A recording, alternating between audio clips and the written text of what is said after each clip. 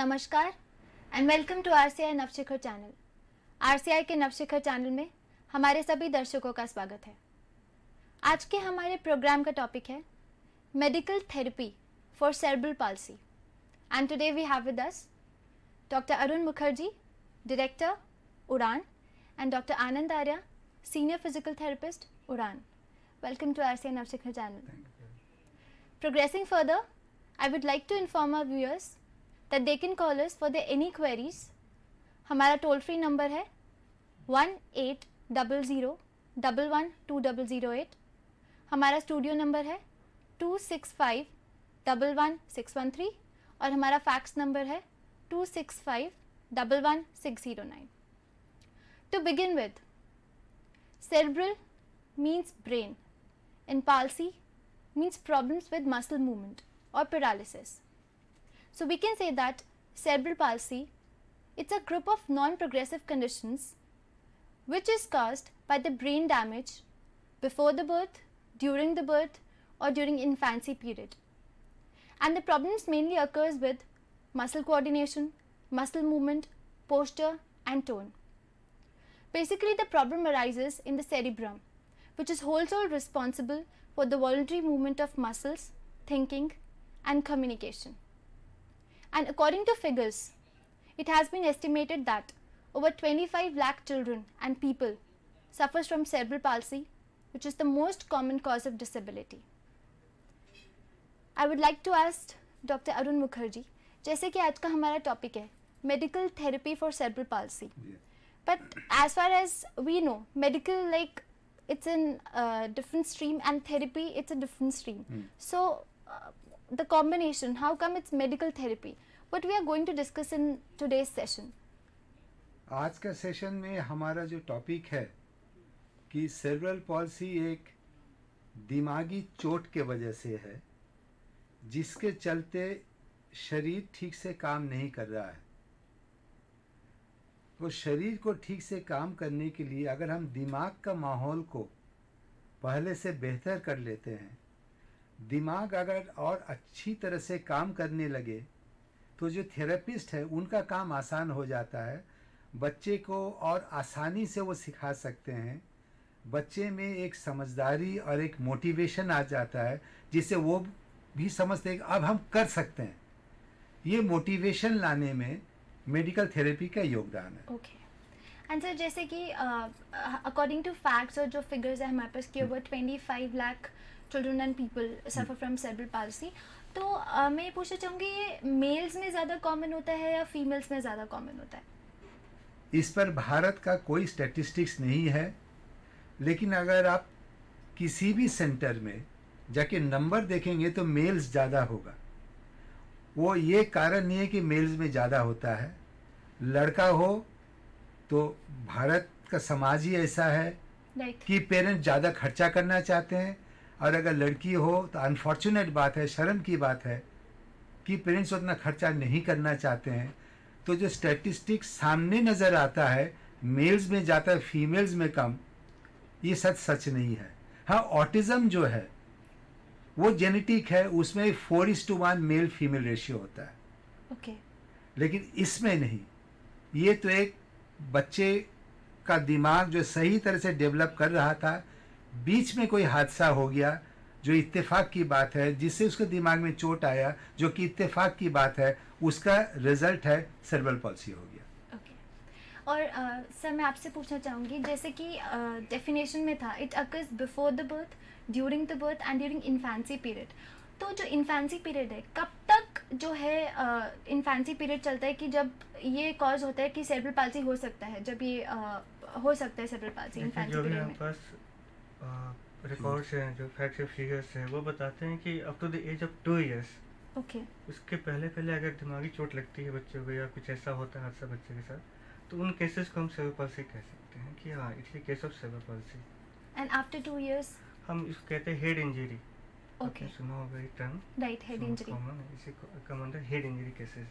Okay, तो वहाँ भी ब्रेन का हर हिस्सा किसी न किसी बॉडी पार्ट को कंट्रोल तो कर रहा है। राइट। हेड इंजरी हो रही है, अगर रिकवर नहीं करता है, then it lead to certain problems. मतलब 2 साल के बाद जो हो रहा है हम उसको सेरेब्रल पाल्सी नहीं बोलेंगे, हम उसको हेड इंजरी बोलेंगे. हेड इंजरी हम कहते हैं उसे. Okay. So can we move with the slides? Sure. So let's have a look at the slides. Causes of brain damage in cerebral palsy. We still don't know all the answers to what causes cerebral palsy.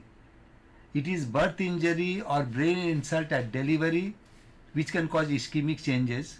So it can be intrauterine, that means when the child is still in the mother's womb, due to infections, trauma before delivery, circulation disturbances, thyroid dysfunction, uncontrolled diabetes, genetic causes, and many more known or unknown suspected causes. Then during the childbirth, it can be prolonged anoxia due to obstructed delivery, swallowed meconium, severe jaundice, severe infection, prematurity, pressure on the soft head by a forceps delivery, or it can occur postpartum, that is severe infection and trauma.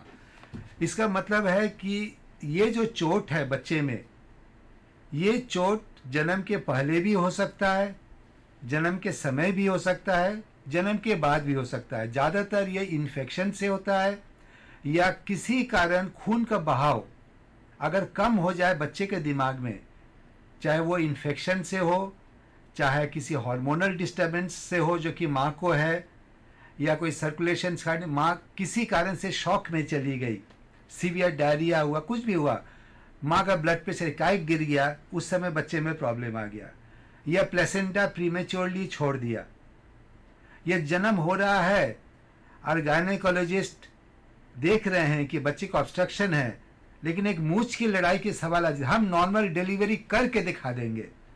आज जो बच्चा suitable नहीं है वो घंटों तक labour pain में ही फंसा रहा, तो उसमें दिमाग में चोट आ जाता है. उस केस में कभी कभी लोग फॉर्सेप्स लगा के बच्चे को खींच के निकालते हैं, वो फॉर्सेप्स ठीक से नहीं लगाते, उसी में दिमाग जो है कॉम्प्रेस हो जाता है. Okay. इन सब कारणों से प्लस जन्म के बाद एक जॉन्डिस होना स्वाभाविक है. Right. क्योंकि माँ के पेट में रहते हुए बच्चे का जो खून है वो खून से ऑक्सीजन खींचता है, जन्म के बाद हवा से ऑक्सीजन खींचता है, दोनों खून अलग है, फीटल हेमोग्लोबिन, एडल्ट हेमोग्लोबिन. तो एक जॉन्डिस होना स्वाभाविक है, लेकिन अगर हद से ज़्यादा हो जाए उसके चलते दिमाग में चोट आता है. तो ये सारी बहुत सारी कारणें हैं, कई कारणें हैं जो हम लोग कुछ कर नहीं सकते हैं, लेकिन हाँ कुछ है कि अगर ऑब्स्ट्रक्शन की तरफ बच्चा जा रहा है, फीटल डिस्ट्रेस में जा रहा है, तो मूंछ की लड़ाई नहीं करे, जल्दी से उसका सिजेरियन ने जो करना है ये इंटरवीन करके बच्चे को बचाया जा सकता है. और सर जैसे सर ने हमें बताया कि इंट्रायूट्राइन, पेरीपार्टम एंड पोस्टपार्टम, तो what do you say like in the intrauterine period what is the most common cause the cerebral palsy, and in peripartum which is the most common cause? It is mostly caused on the neck, mostly in prepartum cases. Okay. During peripartum, forceps delivery, it is the most common cause. And in postpartum? Postpartum, it is not still Usually It we is see that usually jaundice infection and jaundice are the Yeah. most common. During pregnancy it is more of infection or shock, and during birth it is more of trauma, obstruction, cord, meconium, those problems. It's a hereditary disease or a No. non-hereditary? It is not hereditary, not contagious, Okay. not infective to others. It is a cerebral palsy child अगर है, normal बच्चा उसके साथ खेले तो normal बच्चे को cerebral palsy नहीं होगा. Right. ये बिल्कुल गलतफहमी है. And as we said, like it's non-progressive. तो हम लोग उसी को चैलेंज कर रहे हैं. क्लासिकल कहा जाता है कि जो डैमेज हो गया सो हो गया और नहीं होगा, यानी कि बढ़ेगा नहीं. Right. तो इसलिए बोलते हैं कि नॉन प्रोग्रेसिव. हम लोग कहना चाहते हैं कि नहीं, ये प्रोग्रेसिव है इन द रिवर्स डायरेक्शन. हम लोग ब्रेन का कुछ हद तक वापस पा सकते हैं. Okay. सो ये प्रोग्रेसिव है लेकिन पॉजिटिव डायरेक्शन में, जो कि आज का टॉपिक है, Medical therapy. Medical therapy. Okay. So let's move on the next slide. हम लोग का अपना जो our experience which further points to note that Indian statistics are still not clear but estimated 1 to 2 per 1,000 live births. It used to be described as an intelligent mind trapped inside a disobedient body, but that is not always true. We do see normal or near normal intelligent quotient more often in athetoid and diplegic cases, while triplegic and quadriplegic cases usually have mental retardation.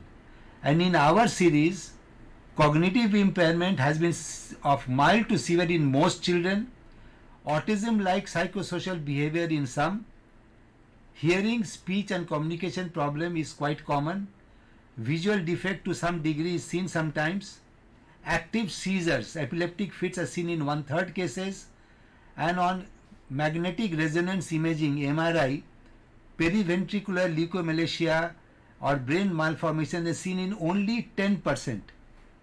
यही आ गई बात कि cerebral palsy के बच्चों को जब कोई paediatrician देखता है, वो सबसे पहले बोलती है इसका सीटी या एमआरआई स्कैन कराओ, लेकिन वो सिर्फ 10% बच्चों में दिखा सकता है कि हाँ ये डिफेक्ट है।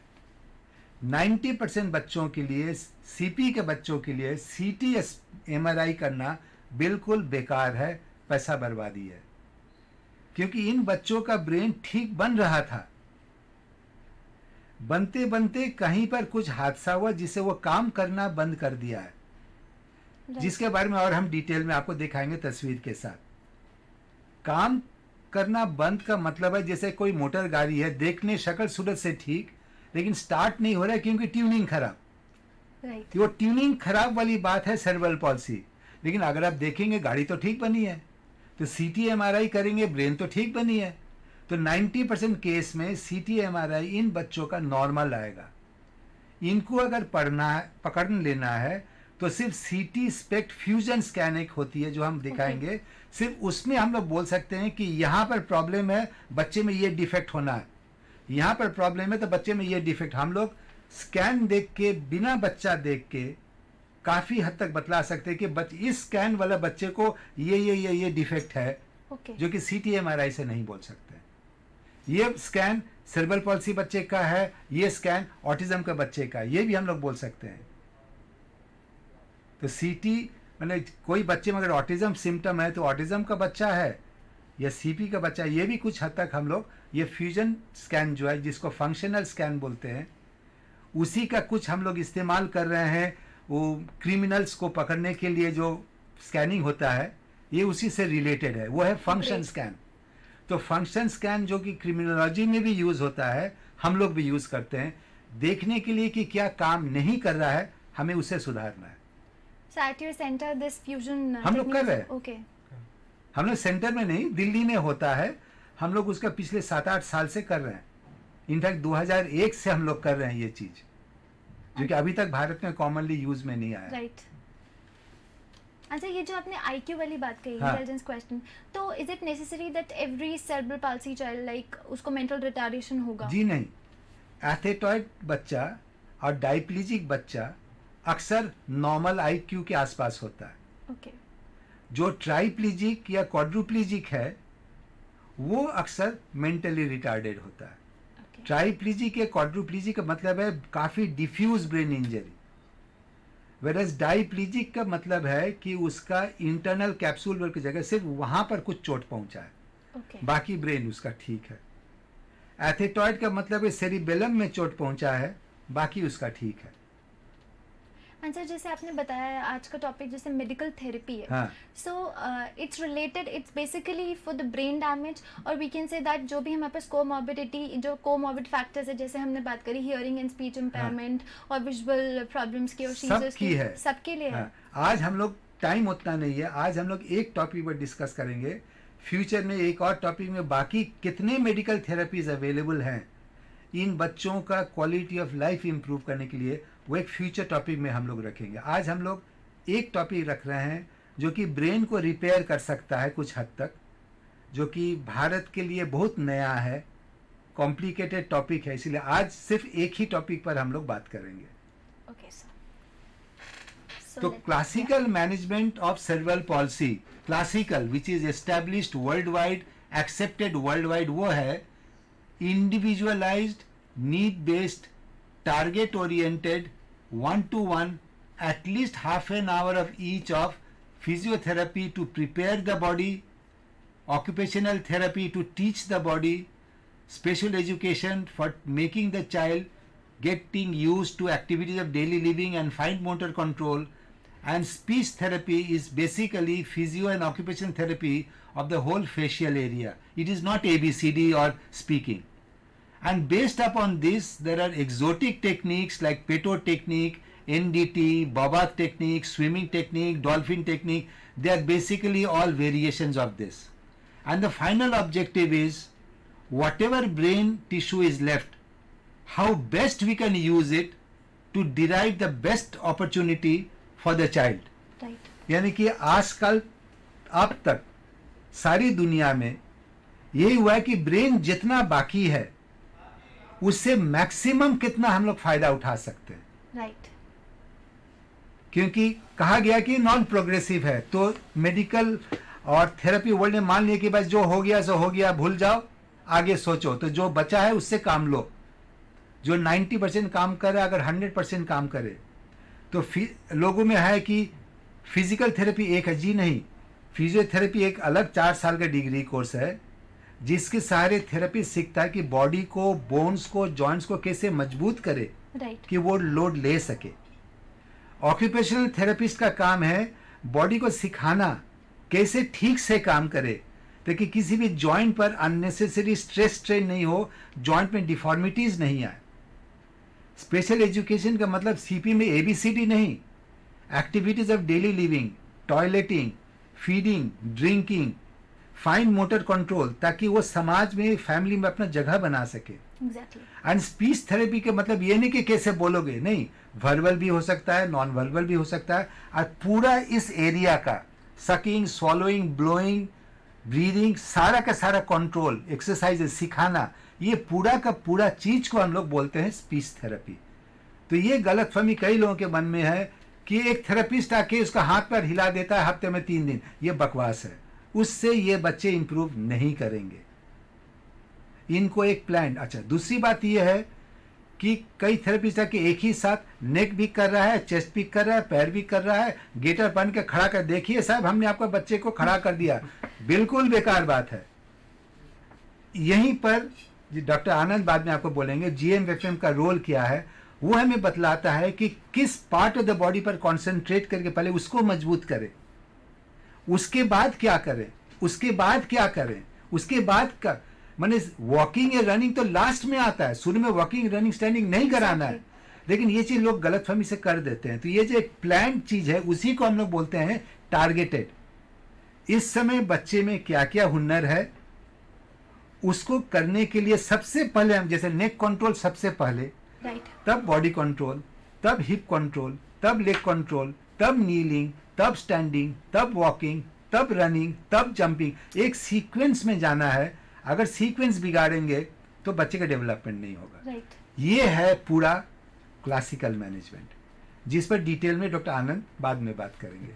और सर जैसे सर ने हमें बताया न्यूरो डेवलपमेंटल थेरेपी एंड पुपाथ टेक्निक, तो यूजुअली हम देखते हैं सेंटर्स पे जो फिजियोथेरेपिस्ट हैं वो सिर्फ एनडीटी ज़्यादा अप्लाई करते हैं. नोबडी यूजेस पुपाथ technique. So would you like to say like what are the if using NDT, whether it's more useful or whether using Pupath it's more useful, or the combination of both? देखिए, जहाँ तक हम बात करते हैं NDT technique की, तो ये जब आया तो उस समय हमारे पास इन बच्चों को हैंडल करने के हमारे पास कुछ भी नहीं था. तो इसने हमें बेस प्रोवाइड किया. तो बेस पे हम बच्चों का मैनेजमेंट कर रहे थे, जो भी ट्रीटमेंट हम दे रहे थे. बट नाउ ए डेज एक हम कह सकते हैं कि केवल एक NDT टेक्निक यूज करके हम बहुत अच्छा कुछ कर लेंगे, ऐसा कभी नहीं होगा. हमेशा हम आज के डेट में combination of this therapy we are using. हमेशा कॉम्बिनेशन में हम दे के चल रहे हैं. ऐसा नहीं, पहले NDT टेक्निक में हम कहीं भी देखते हैं सर्जरी की चर्चा नहीं करते हैं, लेकिन आज के डेट में करेक्टिव सर्जरी भी देते हैं. right. जहाँ नीड है. तो जहाँ ही बच्चे का अप्रोच है एक वो हमारा डिपेंड करता है अकॉर्डिंग टू नीड. हम जो बच्चे का असेसमेंट करते हैं, जैसे उसकी नीड होगी उस तरह से हमें अप्रोच करना है. तो ये कभी नहीं होगा कि एक ही पे रह के हम बहुत सारा चीज को हैंडल कर ले, ऐसा नहीं है. मैंने वही बताया कि पहले जो आया NDT, हमने उसने हमने एक बेस दिया, बहुत अच्छा बेस दिया. उससे बहुत सारे टेक्निक्स हैं, तो उसको लेकर फिर हम चलते हैं. लेकिन जहाँ तक कॉम्बिनेशन की बात करें तो कॉम्बिनेशन हमेशा एक अच्छा रिजल्ट देता है हमें. और सर जैसे अपने करेक्टिव सर्जरी की बात करी, यूजुअली जैसे हम लोग सेंटर्स जाते थे तो वहाँ पे केसेस आते थे करेक्टिव सर्जरी के, but most of the cases में ये था कि आफ्टर करेक्टिव सर्जरी जो उनकी स्पासिटी है वो और ज़्यादा इंक्रीज हो गई थी। देखिए, ऐसा नहीं है कि बहुत सारे पेरेंट्स अभी भी सोचते हैं कि हम अगर सर्जरी करा लिए हमारा काम खत्म, हमारा बच्चा चलने लगेगा। ऐसा कभी नहीं हो सकता है। सर्जरी, हमने कहा ना कि एडजुवेंट, जैसे हम HBOT की बात कर रहे हैं, वैसे ही सर्जरी हमें जस्ट हमारे थेरेपी प्रोग्राम को असिस्ट करने में हेल्प करता है। जहाँ तक अब सुनो कॉन्ट्रेक्चर बच्चे का डेवलप कर जाता है, एक टर्म आता है टाइटनेस, तो there are two term, tightness and contracture. Okay, tightness will lead to contracture. Tightness can be cured manually, हम टाइटनेस को मैनुअली स्ट्रेचिंग एक्सरसाइज वगैरह देख के हम उससे हो सकता है करेक्ट कर लें, लेकिन कॉन्ट्रेक्चर कभी भी मैनुअली करेक्ट नहीं किया जा सकता। ये जब भी हम इसको करेक्शन इसका करेंगे तो ये सर्जिकली ही होगा। अब मान लीजिए किसी बच्चे की कॉन्ट्रेक्चर हैमस्ट्रिंग मसल जो हमारा है पैरों की, उसमें अगर डेवलप कर गया है तो हम थेरेपी कर रहे हैं, और बच्चे का ऊपर के पार्ट जो था उसे बड़ी बैलेंस, इक्विलिब्रियम है, स्ट्रेंथनिंग है, जो भी हम सब मान लीजिए बिल्कुल बच्चे को तैयार कर दे कि बच्चा अब now he is able to stand. लेकिन अगर कॉन्ट्रेक्चर है तो कहीं ना कहीं उसके पोस्चर को हार्म कर रहा है, डेविएशन आएगा। जब पोस्चर डेविएशन है तो कभी उसका बैलेंस वो डेवलप ही नहीं करेगा, तो कभी बच्चा खड़ा नहीं हो सकता। तो वहाँ पे करेक्टिव सर्जरी का हम हेल्प लेके जस्ट मसल लेंथनिंग करके एक जो है, जो हमें डिजायर्ड हमारा जो रिजल्ट था उसको अचीव करने के लिए हम वहाँ जाते हैं, क्योंकि वो एक परमानेंट डिफॉर्मिटी हो चुका है। हाँ, जो कॉन्ट्रैक्चर डेवलप। बिल्कुल बिल्कुल। तो वही मैं कहता हूँ करेक्टिव सर्जरी के साथ से इंटेंसिव फिजिकल थेरेपी या ऑक्यूपेशनल की जो बात करें हम, इंटेंसिव होनी चाहिए। ऐसा नहीं सर्जरी कराया तो हमारा काम खत्म हो गया। हम जब तक वो नहीं करेंगे तब तक कभी हमारा एक अच्छा रिजल्ट नहीं मिलेगा। और जैसे कि हम बात करें physiotherapy and occupational therapy, physiotherapy basically dealing with all the like muscle movements and coordination and posture and tone, and occupational therapy to provide them with the assistive devices. अच्छा। तो किस स्टेज पे लाइक फिजियोथेरेपी के साथ साथ हम अपना occupational therapy continue करेंगे या दोनों एक साथ चलता है? मैं आपको बता दूं कि फिजियोथेरेपी और ऑक्यूपेशनल थेरेपी इन बच्चों के केस में कॉम्प्लीमेंट्री रोल प्ले करते हैं। ऐसा नहीं कि हम उनके बिना बहुत अच्छा कर लेंगे, आई एम फिजियोथेरेपिस्ट, और जो ऑक्यूपेशनल थेरेपिस्ट है वो हमारे बिना बहुत अच्छा कर लेंगे, ऐसा कभी नहीं होगा। पर अगर एक स्पास्टिटी का केस है and there is a prognosis, ठीक है, विद फिजिकल थेरेपी जो स्पास्टिटी है वो धीरे धीरे रिड्यूस हो जाएगी, then in that case why do we provide like occupational therapy? Spasticity जब थी तो क्या कहीं ना कहीं हमारा जो नॉर्मल फंक्शन था उसको तो हैम्पर कर रहा है स्पास्टिसिटी। हमने फिजियोथेरेपी दे के ठीक है हमने स्पास्टिसिटी कम कर लिया, लेकिन जो फंक्शनल लॉस था बच्चे का, ठीक है, जो एक रेंज में आके उसे काम करना था, जो अगर हम हैंड की बात करते हैं या किसी चीज की, तो स्पास्टिसिटी की वजह से नॉर्मल फंक्शन तो वो नहीं कर पा रहा था। तो बच्चे के दिमाग में तो ये बात तो नहीं है कि हमें कहाँ तक क्या करना है, तो हमने तो ट्रेन कर, जैसे सर ने बताया कि फिजियोथेरेपिस्ट हमेशा बॉडी को एक लेवल तक ला के बिल्कुल ट्रेन कर देते हैं कि ना अब बच्चा ठीक है, अब हमें इसे नॉर्मल तक ले जाना है, ठीक है। तो ऑक्यूपेशनल थेरेपिस्ट वहाँ पे फंक्शनल एस्पेक्ट पे ज्यादा एम्फेसिस करते हैं कि अगर हम नॉर्मल बच्चे से कंपेयर करें तो कहाँ तक वो जा सकता है बच्चा। यहाँ पे हमेशा ये मत कहिए कि पीटी और ओटी अलग है, हमेशा ये कॉम्प्लीमेंट्री रोल करते हैं प्ले। सेरेब्रल पॉलिसी जो है, पूरा सेरेब्रल पॉलिसी, ये इतना डिफिकल्ट टॉपिक है, ये किसी एक की बस की बात नहीं है। सब लोग को मिलके इसमें काम करना है ताकि फाइनली जिस बच्चे का हम लोग सेवा कर रहे हैं उसको मैक्सिमम इनपुट चारों तरफ से मिले, जो कि सारा एक कोऑर्डिनेशन में काम करे। हर थेरेपिस्ट को ये जानना है कि वो क्या कैसे कर रहा है। जब सारे थेरेपिस्ट जानेंगे कि स्पीच वाले इस तरह से कर रहे हैं, स्पेशल वाले इस तरह से कर रहे हैं, फिजियो ये कर रहे हैं, तब सब लोग मिलके जब काम करेंगे तब बेस्ट प्रोग्नोसिस आता है। ये किसी एक थेरेपिस्ट की बात नहीं है, टीम अप्रोच है, और हमें बिल्कुल जानना है कि हमें कहाँ कैसे काम कर रहे हैं और हमारा कंसर्निंग थेरेपिस्ट कहाँ वर्क कर रहा है। अगर मैं फिजियोथेरेपी में हैंड फंक्शन में अगर मैं इसके स्ट्रेंथनिंग पे काम कर रहा हूँ तो हमारा जो ओटी पार्टनर है वहाँ पर फंक्शनल एस्पेक्ट को काम करेगा, क्योंकि स्ट्रेंथ मैंने किया, वहाँ से नॉर्मल स्ट्रेंथ तो ले जाना उनका काम है, ये हम कोशिश करते हैं। यूजुअली ये कंफ्यूजन होता है मतलब लोगों, पेरेंट्स को, स्टूडेंट्स को कि ओटी और PT it's a different thing, that's why I asked a question whether they should go hand in hand और लाइक डिफरेंटली। एक साथ काम करते हैं, कॉम्प्लीमेंट्री रोल प्ले करते हैं, ना हमारे बिना वो कंप्लीट है ना उनके बिना हम कंप्लीट हो। सो प्रोग्रेसिंग फर्दर, तो जैसा मैंने कहा कि सेरेब्रल पॉलिसी में we have to decide is standard therapy enough. For example, I would like to ask you, if your car is not running properly, because the engine is decarbonized, how much time would you spend greasing the wheel axles and putting in new tires when the car is not running because the engine is defective? Well, in the CP, the fault lies in the brain and the body is secondarily affected. So hyperbaric therapy can restore some amount of the damaged brain cells. So with that we get some new brain tissues on which the therapist can work, and this makes it easier for the therapist to work and get results faster and better, and that is the aim of our lecture today. यानी कि cerebral palsy जो है ये एक brain की बीमारी है. नजर आता है कि बॉडी काम नहीं कर रहा है, लेकिन बॉडी नहीं, ब्रेन काम नहीं कर रहा है. Exactly. ब्रेन बॉडी को कंट्रोल नहीं कर रहा है. तो हम बॉडी में चाहे कितना भी मेहनत करें, हम एक लेवल तक ही आके रुक जाएंगे, क्योंकि Right. मेरे पास लिमिटेड ब्रेन टिश्यू है जिसको हम ट्रेन कर सकते हैं. Very well. हाइपेबेरिक थेरेपी देके अगर हमें थोड़ा सा और ब्रेन टिश्यू मिल गया वापस, तो वो एक कोरा कागज है, उसको ये थेरेपिस्ट लोग सिखा के उसमें और कई चीजें बच्चे में सिखा सकेंगे. यानी कि मेरा जिसके कंप्यूटर का रैम हमने बढ़ा दिया, रैम बढ़ा दिया तो कंप्यूटर ज्यादा अच्छा काम करेगा. Right. अब उसी रैम में आप कितना भी फाइन ट्यूनिंग करेंगे, थोड़ा ही बहुत फास्ट होगा. रैम को डबल कर देंगे तो दुगना काम करेगा. Right. यही बात है. तो हाइपेबेरिक थेरेपी लॉस्ट ग्राउंड जिसको बोलते हैं, जो ब्रेन को हमने ठिकाने लगा देता है, जवाब दे दिया था कि नॉन प्रोग्रेसिव है, कभी ठीक नहीं होगा, उसमें से कुछ एरिया हम लोग वापस कर सकते हैं. वो कौन से एरिया है वो अब हम आपको दिखाना चाहेंगे. I must admit, you have given a very good example with the help of that RAM example. Very well, very well. Now CP is a form of lack of blood supply brain injury or ischemic brain injury, where low oxygen leads to increased permeability of blood vessels, and that causes brain injury. And it is also very important to note that during any ischemic brain injury, some areas of the brain will die, no doubt, but still many surrounding areas are also affected, which remain in a dormant but not dead state. These dormant areas are referred to as not dead but sleeping or stunned brain cells. So please remember, there is first hypoxia, that is low oxygen supply. Due to that the blood vessels become weak, so there is blood vessel proteins and water leaks out, and that causes swelling, that is edema. Due to the swelling the blood vessels are crushed, so there is more hypoxia, and this vicious cycle goes on and on and on, creating brain injury. Now how to catch it? If this is the same brain but three different scans, this is the CT scan which is commonly done. As you can see, it tells us nothing, that the brain is made normally.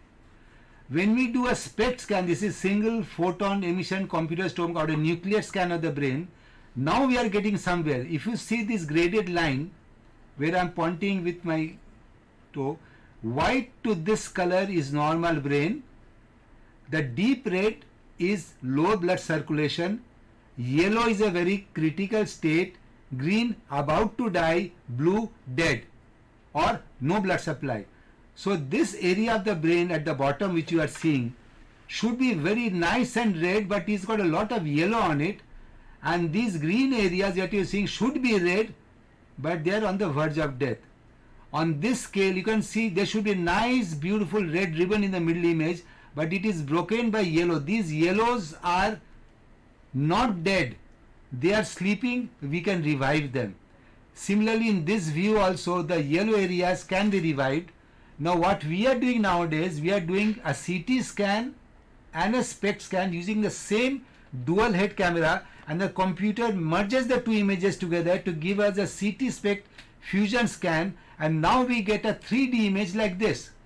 Now this is the right side view on the top left, below that is the left side view, in the middle top is front view, bottom view, top view, right view. Now we have got a three-dimensional brain image. This is one of our own kids, not a something taken from abroad.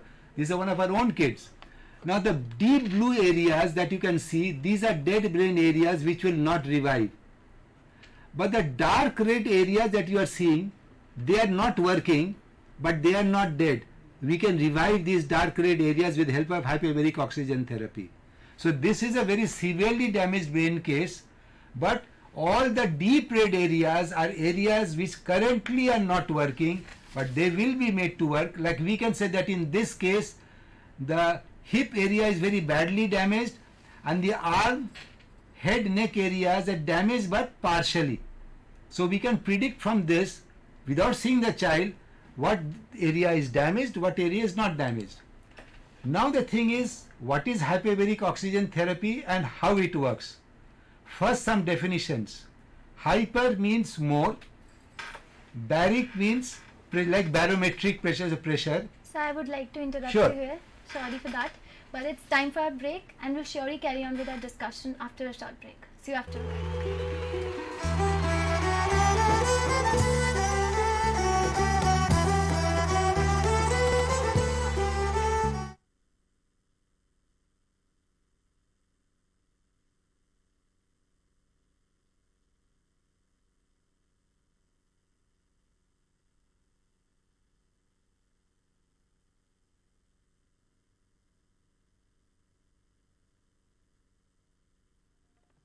The chief handicap of the blindness is not blindness, but the attitude of seeing people towards them.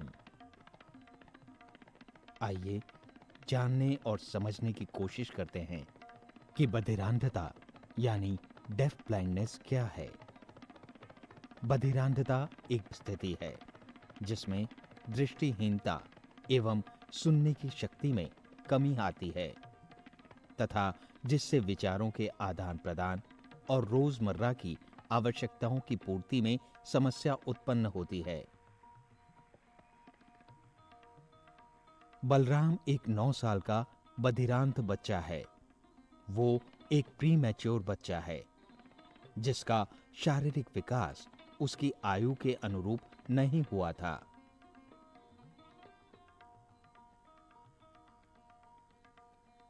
वो एक निम्न वर्गीय श्रेणी से संबंध रखता है तथा 5 साल से लगातार national association for blind Delhi के प्रशिक्षण कार्यक्रम से संलग्न है। इन 5 सालों के अंतर्गत उसे रोजमर्रा के कामों में, हलन चलन में, उसकी शैक्षणिक जरूरतों के अनुसार संप्रेषण द्वारा प्रशिक्षण दिया गया है जिससे वो इन सब क्रियाओं में स्वावलंबी बन सके। बलराम बिना किसी सहायता के चाकू से फलों को काट सकता है।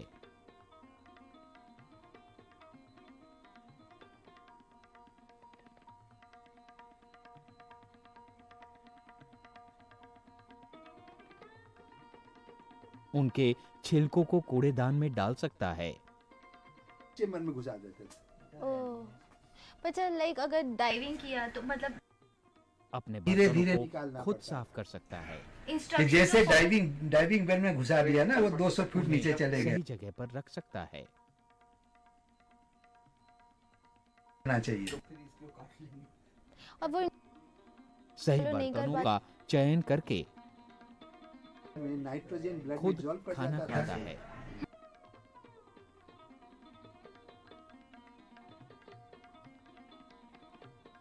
एवं पानी की बोतल निकालकर पानी भी पीता है।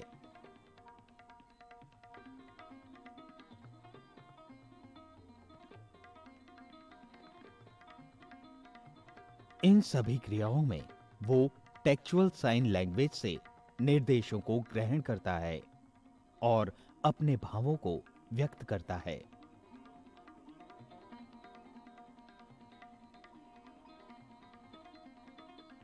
टेलर फ्रेम और ब्रेलर द्वारा गणित, पठन लेखन में भी प्रशिक्षण प्राप्त कर रहा है।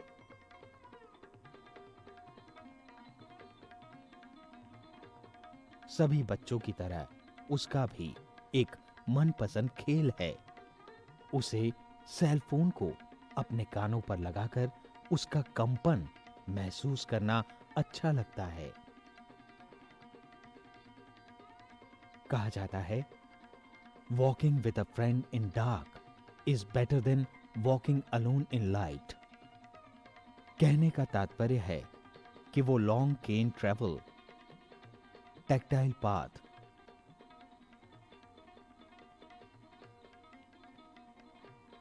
ट्रेलिंग और लैंडमार्क्स द्वारा हलन चलन में भी सक्षम है और व्यायाम संबंधी क्रियाएं जैसे ट्रेडमिल,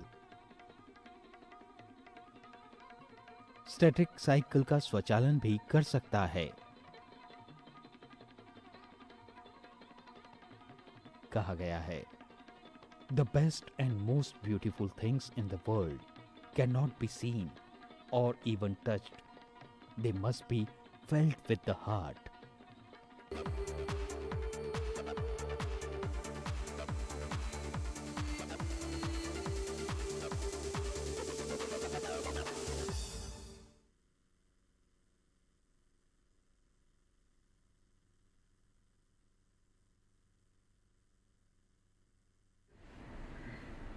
Welcome back. ब्रेक पे जाने से पहले we have discussed certain causes for the cerebral palsy in the intrauterine stage, peripartum stage and postpartum stage. Actually, cerebral palsy, we can say the brain is damaged, and because the brain is damaged, the significant features are seen into the body in terms of posture problem, tone problem, muscle coordination problem, because brain is not able to control the body. So the main problem occurs with the brain. The damage of the brain is there, and the associated conditions are also there, like the problems with the intellectual functioning, hearing, speech and communication disorders, visual problems, seizures, etc. Then we discussed certain particular classical management for cerebral palsy, and it should be individualized, need based, target oriented and one-to-one basis, and half an hour of PT, OT, special education and speech therapy. Then we discussed the pathophysiology for cerebral palsy. Actually, hypoxia occurs, due to which the oedema occurs, and which ultimately leads to the brain injury. And we also saw the certain differences between the simple SPECT scan and the fusion SPECT scan. Break पे जाने से पहले we were discussing about the hyperbaric oxygen therapy. So over to you, sir. Hyperbaric समझने के लिए पहले कुछ definitions समझना जरूरी है। हाइपर मीन्स मोर, यानी कि ज़्यादा को हाइपर बोलते हैं। Baric means related to the pressure, जैसे बैरोमीटर बोलते हैं या बैरोमेट्रिक प्रेशर बोलते हैं। एटीए मतलब एटमॉस्फेरिक प्रेशर एब्सोल्यूट, यानी कि इक्वेटर पर समुंदर के किनारे जो एयर प्रेशर हो, दैट इज 1 एटीए। और हम लोग थेरेपी में जो यूज करते हैं दैट इज 1.3 एटीए, यानी कि नॉर्मल एटमॉस्फेयर से 0.3 एटीए ज़्यादा। यानी कि अगर हम स्विमिंग पूल में डाइव करके अंदर जाते हैं, 3 मीटर पानी के अंदर, 10 फुट पानी के अंदर गए, वो है 1.3 एटमॉस्फेयर्स। अगर हाई स्प्रिंग बोर्ड से डाइव करके और डीप गए, करीब 15 फुट पानी के अंदर, दैट इज 1.5 एटीए, जो कि हम लोग यूज करते हैं। एंड 1.75 एटीए जो कि कुछ मेडिकल कारणों में यूज करते हैं, जैसे diabetic abscess, diabetic gangrene, carbon monoxide poisoning word में यूज करते हैं। तो ये डेसिमल के बाद जो नंबर है रफली वो उतना मीटर नीचे अंडर वाटर को एटीए होगा।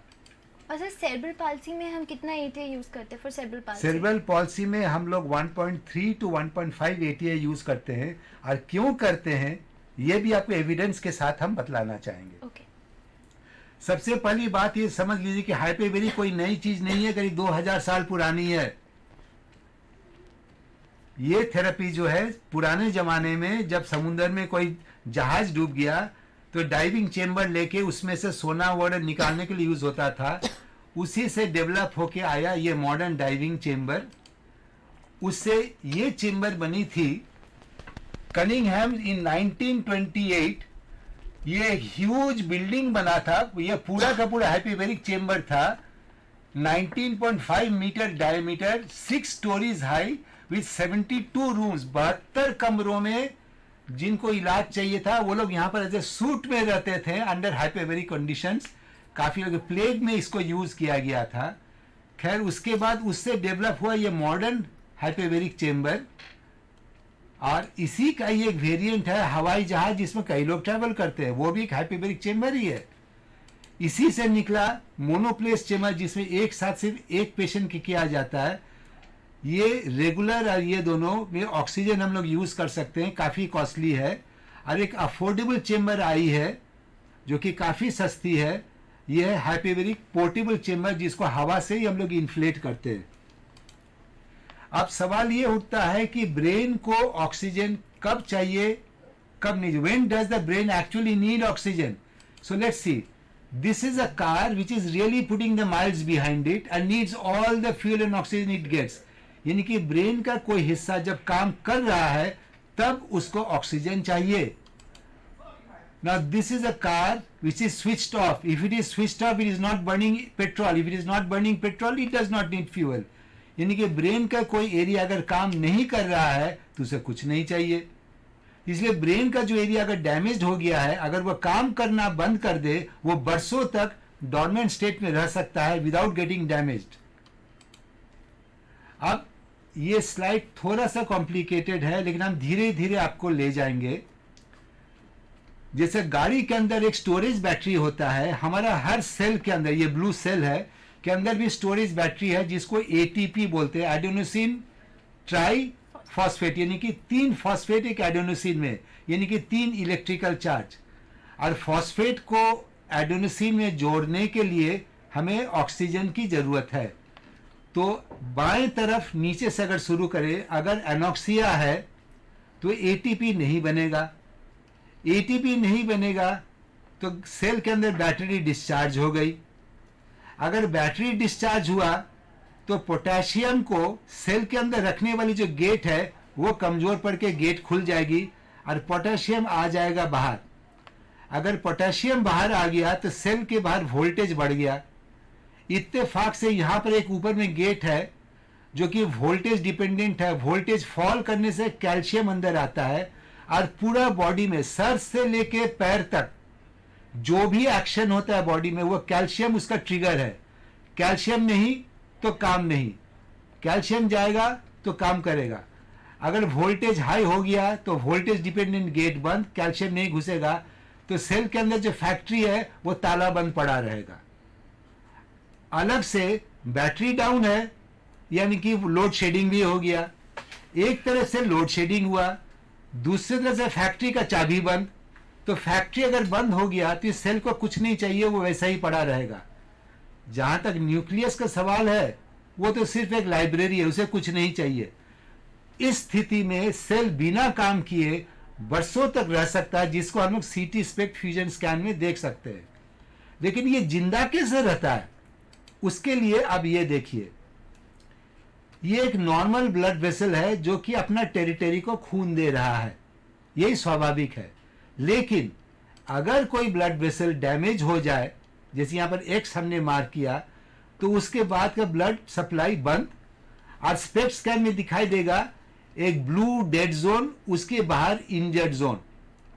लेकिन इसके चारों तरफ नॉर्मल ब्रेन है और नॉर्मल ब्रेन को नॉर्मल ब्लड सप्लाई मिल रहा है, जो कि अपना टेरिटरी को देके भी थोड़ा सा ऑक्सीजन बच जाता है, जो कि बाय डिफ्यूजन उस पीला हिस्से को जिंदा रखेगा, लेकिन काम के लायक नहीं, सिर्फ जिंदा रखेगा बरसों तक। और इसी तरह से जो लीकेज ऑक्सीजन है normal area to abnormal area, वो उसको जिंदा रखता है। लेकिन अब सवाल उठता है कि ऑक्सीजन वहां पर जाएगा क्यों? उसका जवाब यहां है। ब्लड वेसल जो है, जो आपके हाथ के पीछे आप देख सकते हैं, ये जो खून का नस है, ब्लड सारा उसी के अंदर है। वो 98-99% सैचुरेटेड, लेकिन ये खून का नस छोड़ के बाहर नहीं आ सकता है। यानी कि हमारा जो रेड सेल है वो हाईवे ट्रक है, सारा बॉडी में ऑक्सीजन घुमा रहा है, लेकिन किसी को देता नहीं है। वो देता है सिर्फ ब्लड का पानी को, जो कि पानी नीचे देखिए ओनली 0.3% ऑक्सीजन डिसॉल्व करता है उस पानी में। यानी कि हम लोग एवोल्यूशन हुआ है समुंदर के पानी से, समुंदर के पानी में ऑक्सीजन लेवल 0.3% है, और हमारा सेल आज भी उसी 0.3% ऑक्सीजन में जिंदा है। अब इस 0.3% को कैसे बढ़ाया जाए, उसका बढ़ाने का यह तरीका देखिए। आर्टीरियल एंड ऑफ कैपिलरी में ऑक्सीजन बाहर आता है और टिश्यू फ्लूइड कहीं भी जा सकता है, क्योंकि ब्रेन के अंदर कहीं पर कोई दीवार नहीं है, कहीं से भी ऑक्सीजन निकले from high concentration to low concentration जाएगा ही। और जो कार्बन डाइऑक्साइड है वो कैपिलरी का वेनस एंड से निकल के वापस आ जाता है, अन्यथा लिम्फेटिक से। नेक्स्ट चीज है, दुकान में जाके आप सोडा वाटर बॉटल जरूर देखे होंगे, लगता है कि सिर्फ पानी है, लेकिन जैसे ही आप खोलेंगे करके पूरा गैस निकला। वो क्या है? Henry's law of physics. जितना प्रेशर देंगे उतना गैस पानी में डिसॉल्व करेगा। अब आई बात समझ में, हाइपरबेरिक कहां आया? जितना हाइपरबेरिक देंगे उतना गैस डिसॉल्व करेगा। इनकी ब्लड के पानी भी जो 0.3 था वो अब बढ़ने लगेगा। जैसे जैसे हम प्रेशर बढ़ाएंगे ब्लड का पानी का 0.3 बढ़ता रहेगा। इसी प्रिंसिपल पर हाइपरबेरिक हो रहा है, क्योंकि ब्लड तो ऑलरेडी 99-100% सैचुरेटेड, उसमें हम कुछ नहीं कर सकते हैं। चाहे कितना भी ऑक्सीजन दे वो नहीं बढ़ने वाला, वो तो है ही 100% के पास। ब्लड का पानी जो है वो प्रेशर डिपेंडेंट है कि कितना ऑक्सीजन जाएगा। तो जब हम प्रेशर बढ़ा देते हैं, ब्लड का पानी को हम बढ़ा देते हैं, वो पानी कहीं भी जा सकता है। वही पानी है जो इस्कीमिक टिश्यू में सेकेंड हैंड ऑक्सीजन की तरह आके उसको जगाता है। जब वो जाग जाता है तो आसपास के जो नॉर्मल ब्लड वेसल है, नॉर्मल एरिया है, वहां से नया ब्लड वेसल उसमें ग्रो करके उसको जिंदा रखता है, वापस जाने नहीं देता है। अगर वो जिंदा हो गया तो मेरे ये भाई का काम हो गया। अब ये उसको थेरेपी देके सिखाएंगे कि अब तुम ये काम करो। यानी कि हमने इन्हें कोरा कागज दे दिया, अब कोरा कागज में लिखना सिखाना ये थेरेपिस्ट का काम। और सर जैसे आपने बताया हाइपरबेरिक, जो पोर्टेबल हाइपरबेरिक डिवाइस बताया था आपने, हाँ। Can it be tried at home by the parents? देखिए ये होम में यूज लोग कर रहे हैं, ऑफिशियली नॉट अलाउड। ओके।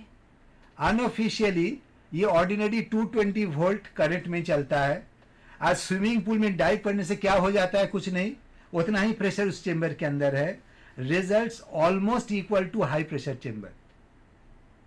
तो कई लोग यूएस में पहले एक बार हाई प्रेशर ले लिया, मेंटेनेंस के लिए लो प्रेशर घर में रोज जाते हैं, दिन भर काम काज किया, अंदर आके 1.5 घंटे के लिए अंदर सो गए, सारा थकान दूर, ब्रेन रिचार्ज हो गया, नेक्स्ट डे के लिए तैयार।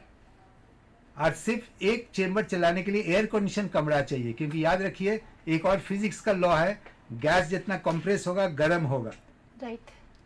तो एयर कंडीशन कमरे में 16 डिग्री सेंटीग्रेड में उसको रखना पड़ता है। देखिए कंप्रेशन के बाद चेंबर के अंदर करीब 24-25 डिग्री सेंटीग्रेड होगा, जो कि कंफर्टेबल है। तो हमारे यहाँ भी जो चेंबर है उसके लिए अलग चेंबर बनाना पड़ा है, और बहुत हाई इंटेंसिटी में एयर कंडीशनर चलाना पड़ता है। अंदर जाने में बड़ा ठंड लगता है, लेकिन चेंबर के अंदर जहाँ पहुँच गया कि आराम है। अच्छा, when is the right time, sir से पूछना चाहूँगी, when is the right time to start this hyperbaric treatment for a cerebral palsy child? Like sir ने हमें बोला कि कुछ सेल्स जो होते हैं वो डोमिनेंट स्टेज में रहते हैं, वो डेड नहीं होते हैं, तो when is the right time like to start this hyperbaric treatment? जहाँ तक हम इसकी बात अगर करें तो जो यंगर बच्चे हैं, जहाँ सर भी बाद में बताएंगे, हम डिस्कस करेंगे उस पर, जो यंग सीपी चिल्ड्रन हैं फ्रॉम 1 to 5 ईयर्स, उनमें इनका बेनिफिट हमें ज़्यादा मिलता है। ऐसा वैसे तो हमने अपने सेंटर पे 10 और 12 साल के बच्चों को भी दिया है, वहाँ भी हमें इम्प्रूवमेंट मिला है, ऐसा नहीं है कि नहीं मिला है, लेकिन इनका ज़्यादा अच्छा फ़ायदा हमें 1 से 5 साल के बच्चों में ज़्यादा मिलता है। पर सर क्यों? लाइक सेल्स तो डोमिनेंट स्टेज में है ही। आपने देखा होगा कि न्यूरो डेवलपमेंटल जो प्रोसेस है वो उसे कंप्लीट होने में ऑलमोस्ट अप टू 5 ईयर्स तक, फ्रॉम बर्थ टू 5 ईयर्स तक ऑलमोस्ट 70% ब्रेन का हिस्सा जो है वो मैच्योर होता है। राइट। तो इस पीरियड में अगर हम इंटरवेंशन करते हैं, ये एचबीटी देते हैं, तो इसके रिजल्ट ऑटोमेटिक हमें अच्छे मिलेंगे। The brain is best evolving, best able to, या उसमें और फैक्ट्स जो है, एक नवजात शिशु का ब्रेन सिर्फ 300 ग्राम का है। 3 साल के बच्चे का ब्रेन 1100 ग्राम है, और हमारा आपका ब्रेन सिर्फ 1300 ग्राम है। यानी कि जन्म से लेके 3 साल में 300 से 1100 गया, और 3 साल से एडल्ट लाइफ में सिर्फ 200 और बढ़ा। राइट। अच्छा, यानी कि ब्रेन का जो ग्रोथ है वो 3 साल में हुआ। उसके बाद उसका जो कनेक्शंस हैं वो 1.5-2 साल में कंप्लीट हो जाता है। इसीलिए हम लोग बोलते हैं कि न्यूरो डेवलपमेंट 5 साल तक। Right. जैसे हमारे सीरीज में हमने 10 साल तक जैसे उन्होंने किया था, तो हमारा मीन एज था 4.5 पूरा ग्रुप का, 80 बच्चों का। तो हमने 4.5 को कट ऑफ करके जब एनालिसिस किया तो below 4.5 was statistically superior to above 4.5। तो इंटरनेशनल ओपिनियन भी यही बोलती है कि कम एज में कीजिए। और हमारा जो सीरीज था करीब 40 बच्चे बिलो 4.5, करीब 40 बच्चे अबव 4.5, दोनों में स्टैटिस्टिकली सिग्निफिकेंट डिफरेंस था कि बिलो 4.5 बेस्ट रिजल्ट है, लेकिन उसके बाद भी फायदा है, लेकिन कम। सर जैसे it's done for brain damage, it is brain damage. तो ऐसे क्या सिग्निफिकेंट चेंजेस देखने को मिलते हैं आफ्टर हाइपरबैरिक ट्रीटमेंट? वो आपको रिजल्ट में ये दिखाएंगे, पॉइंट बाय पॉइंट हम लोग जाएंगे। Okay and sir one question more, हाँ। ये जो हाइपरबैरिक ट्रीटमेंट है, is it costly? Like parents can afford in India to talk about? देखिए, कॉस्ट का जहां तक सवाल है वो दो मुही तलवार है। अगर आप आज देखेंगे तो 40 सेशन जो हम लोग देते हैं लो प्रेशर में 40,000 रुपया कीमत है। हाई प्रेशर विद 100% ऑक्सीजन 82,000 रुपया कीमत है, ठीक है ना। लेकिन अगर हम इस बच्चे को एक्टिविटीज ऑफ डेली लिविंग सिखा के कुछ हद तक स्वावलंबी बना दें, ताकि वो टॉयलेट जा सके, अपना कपड़ा खोल के पहन सके, टॉयलेट कर सके, लड़की है तो अपना पैड्स वगैरह चेंज कर सके, तब आगे चल के 10 साल बाद जब वो लड़की बड़ी हो जाएगी, माँ बूढ़ी हो जाएगी, उसको बाथरूम ले जाने के लिए कौन ले जाएगा? कोई लड़का तो नहीं ले जाएगा अगर लड़की है। अगर कोई औरत आएगी उसका भी कमर में दर्द हो जाएगा, यानी कि उसी को करना है। उस समय सोचिए कि एक नौकर का क्या आपको किराया देना है, क्या तनख्वाह देना है, लाइफ लॉन्ग एक नौकर रखने का क्या कीमत है, और आज खर्चा करके उसको स्वावलंबिता की तरफ ले जाने में क्या खर्चा है। अगर आप लॉन्ग टर्म प्लानिंग करें तब ये सस्ता है। आज के लिए देखें तो जी हाँ, मिडिल क्लास के नीचे अफोर्ड नहीं कर सकता है। And sir, do you also organizing like workshops in your center to make people more aware about this hyperbaric पूरा treatment? नॉर्थ इंडिया में हम लोग किए हैं, चंडीगढ़, लुधियाना, अमृतसर, लखनऊ, कई जगह जा जा के हम लोग किए हैं जागरूकता लाने के लिए। नेट में भी पूरा डिटेल्स दिया हुआ है। हम ही लोगों ने 2001 में ये शुरू किया। सब जगह हम लोग मैसेज दे रहे हैं कि आप लोग भी आइए कीजिए, हम लोग सिखाने को तैयार हैं। You आप also लोग run कीजिए। course for this, like course to नहीं है, make जो the- आते हैं हम लोग सिखाते हैं। Okay. Even for the parents also. Parents तो सीखते ही हैं, क्योंकि देखिए पेरेंट्स हमारे पास कुछ महीनों के लिए ही आते हैं, उसके बाद तो उनको हमारे टारगेट के अनुसार चलना है 21 साल तक। क्योंकि जैसे ये हड्डी है, अगर ये हड्डी उम्र के साथ 2 इंच लंबी होगी तो ये मसल भी 2 इंच लंबा होगा, लेकिन ये मसल 1.5 इंच होगा। सो बार बार हाथ टेढ़ा होगा, Right. यही चीज पैर में होगा। इसको सीधा रखने के लिए ओटी पीटी पेरेंट्स को करना है, तो वो हम लोग सिखाते हैं कि आप घर जाके भी इस तरह से करते रहेंगे। साल में 2 बार या 3 बार हमारे पास आएंगे, हम लोग असेस करके आपको बुलाएंगे नेक्स्ट टारगेट आपका क्या है। तो ये सिलसिले जब तक बोन ग्रोथ हो रहा है 18 साल लड़की में, 21 साल लड़कों में, तब तक उसका थेरेपी चलना मैंडेटरी है। लोग सोचते खाली बचपन में करना है, बिल्कुल गलत बात है। ये चलते रहना है उतना ही इंटेंसली, तब जाके वो ठीक होगा। आइए। Yeah. Let's move on to the next. और दूसरा जो हमने कहा था कि डिफ्यूजन से Right. it can spread everywhere, and now this is a very beautiful study जो कि which was done in Germany, and it was done by Wassman and his group and presented at the 5th International Symposium HBOT.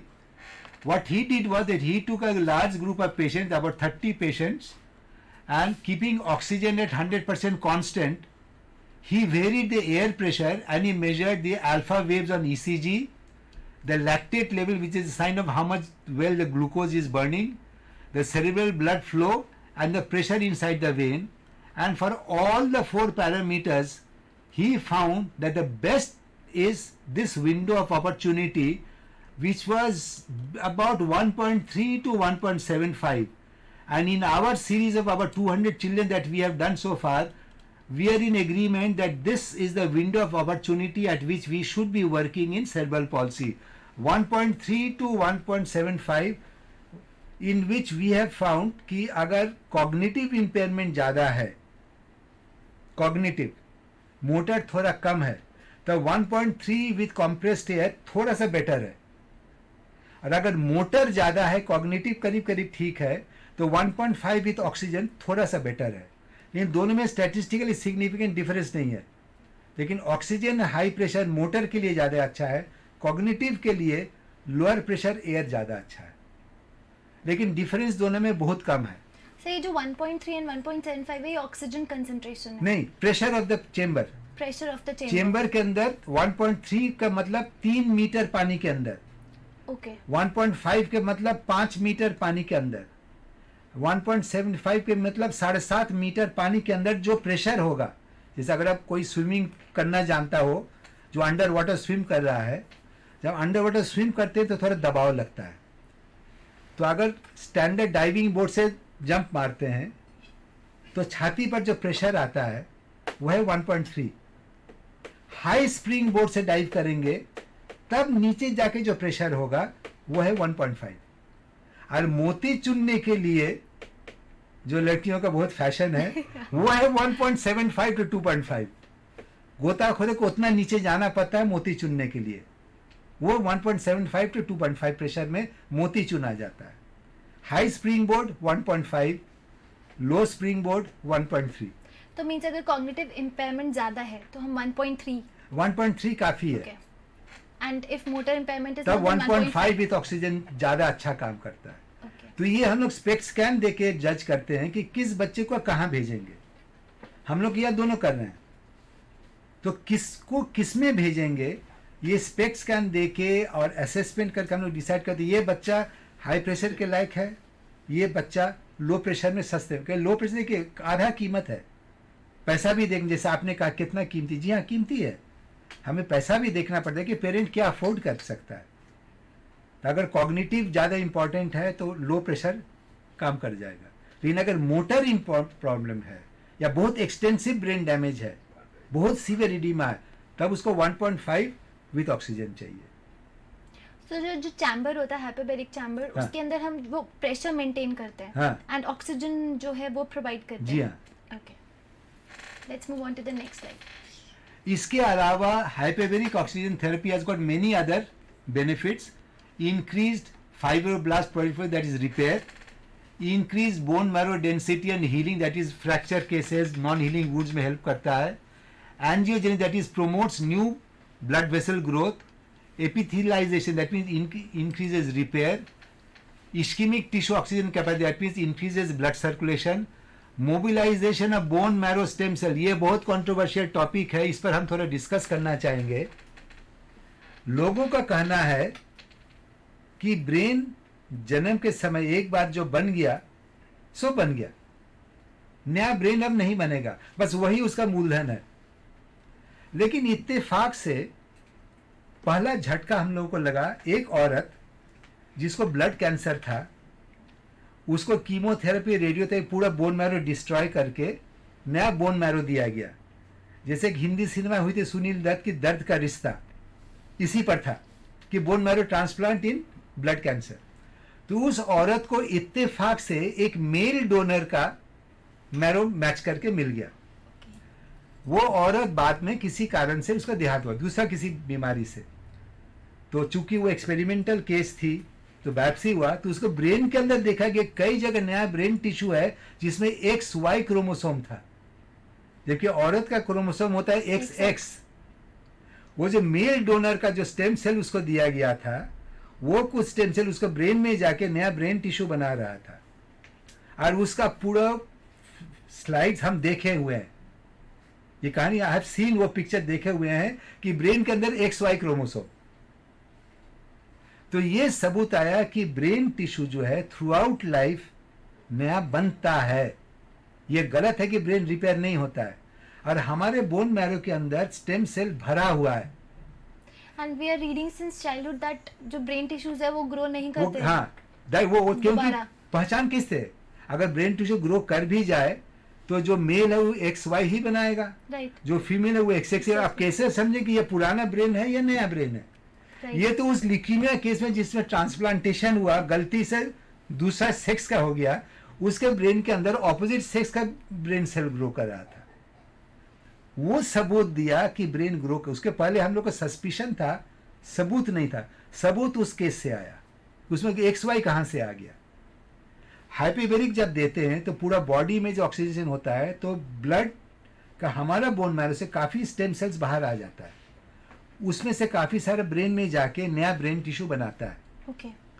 क्योंकि हमारे पास ही एक बच्चा आया था, उस बच्चे का जब हमने स्पेक्ट स्कैन किया, उसका पूरा लेफ्ट ब्रेन डेड था, dead, means all blue area, total blue. नाम नहीं बतलाएंगे, कॉन्फिडेंशियलिटी है, राइट। लेकिन उसका स्पेक्ट स्कैन में टोटल लेफ्ट ब्रेन डेड था। लेकिन जब हमारे पास आया था तब तक वही न्यूरोप्लास्टिसिटी काम करके उसका राइट ब्रेन लेफ्ट ब्रेन का भी काम करना शुरू कर, लेकिन वो लड़खड़ा के चलता था, ठीक से बोल नहीं पाता था, दाहिना हाथ ठीक से काम नहीं करता था, बाएं हाथ परफेक्ट काम करता था। हाइपोबेरिक के बाद 1 साल के बाद जब वो गया, अगर वो काला चश्मा आज पहन ले, किसी का मजाल नहीं कि बोल दे कि वो सेरेब्रल पॉलिसी है, वो नॉर्मल स्कूल में नॉर्मल बच्चों के साथ पढ़ रहा है, खाली उसका बाएं आंख एकदम धंसा हुआ है। अगर काला चश्मा पहन ले, कोई नहीं बोल सकते उसको क्या हुआ है। पर सर लेफ्ट साइड तो डेड था, तो डेड था। हाइपोबेरिक में राइट क्या था? साइड, हाइपोबेरिक राइट साइड में वो स्टेम सेल मोबिलाइज करके, न्यूरोप्लास्टिसिटी मोबिलाइज करके उसका राइट ब्रेन पूरा बॉडी को कंट्रोल कर रहा है। उसका वीडियो ये जो आप देख रहे हैं ना ऊपर में, उसी का वीडियो स्पेक्ट स्कैन है। आप जो देख रहे हैं दिस स्पेक्ट स्कैन उसी लड़के का है। ये इतना जो डीप ब्लू देख रहे हैं ना पूरा, ये उसी का ही है। That's पूरा great. 1/2 of the brain is dead, इसीलिए हम रखे हुए हैं, इसको रखे थे इसीलिए। ये पूरा डेड, लेकिन वो नॉर्मल है आज। यानी कि ब्रेन क्या कर सकता है ये सिर्फ भगवान जाने। हम लोग इंसान हैं, गीता ने कहा था कर्म करो, हम लोग कर्म करते हैं, बाकी ऊपर वाले के हाथ में छोड़ दीजिए। So we'll surely carry on with our hyperbaric medical therapy discussion after a short break. See you after a while.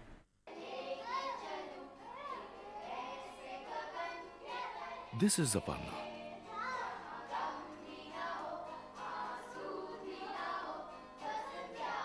She loves chess and Shah Rukh Khan.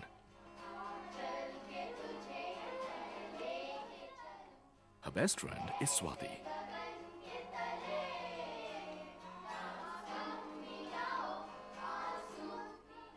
She also has visual impairment.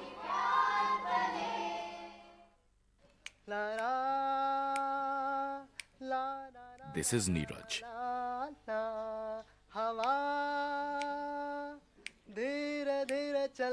He plays many instruments.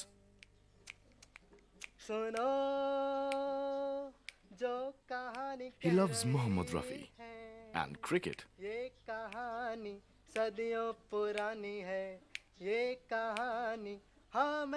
He also uses crutches for mobility. चंदा है तू मेरा सूरज है तू, This is Raj Bala. मेरी आँखों का तारा है तू, जीती हूँ मैं बस तुझे देख कर। With her husband and daughter.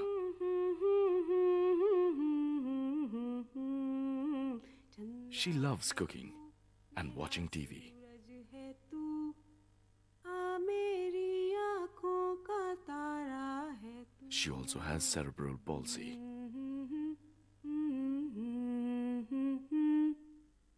Look beyond the disability. Look at the person.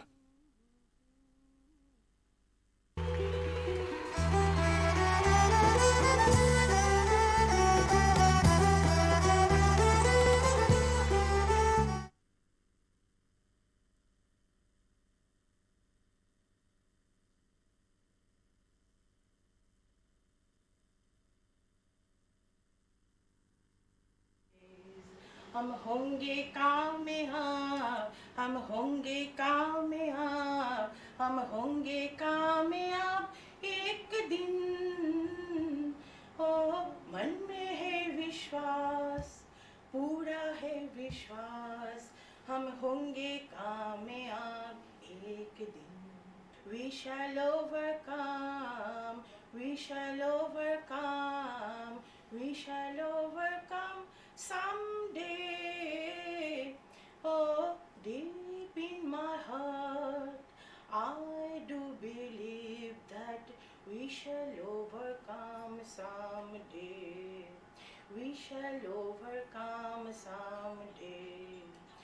shall overcome someday.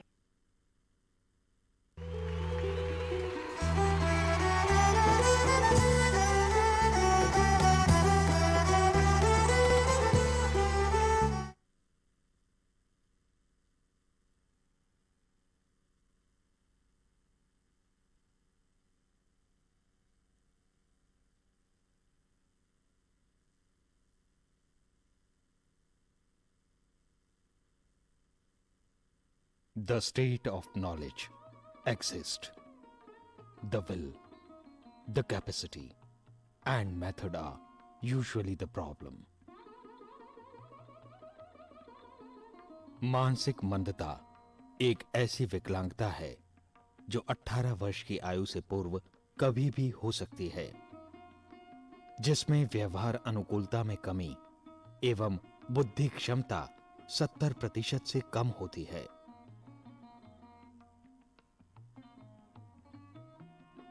Alone we can do so little.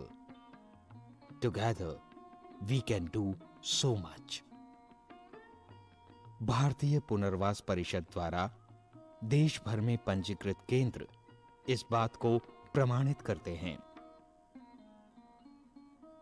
NIMH प्रादेशिक केंद्र नई दिल्ली एक ऐसा ही केंद्र है जहां छात्रों को प्रशिक्षण दिया जाता है।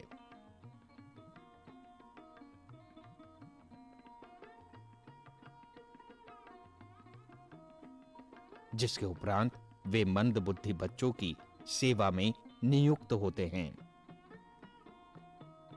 क्लासरूम टीचिंग, ग्रुप टीचिंग एवं भारतीय पुनर्वास परिषद के नव शिखर चैनल पर प्रसारित टेलीकॉन्फ्रेंसेस द्वारा संबंधित विषयों पर विस्तार पूर्वक ज्ञान दिया जाता है। Medical, occupational therapy, physiotherapy,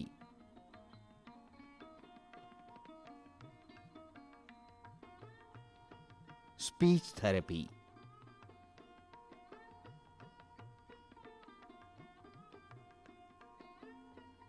psychology और स्पेशल एजुकेशन जैसे क्षेत्रों में छात्रों को प्रशिक्षित किया जाता है।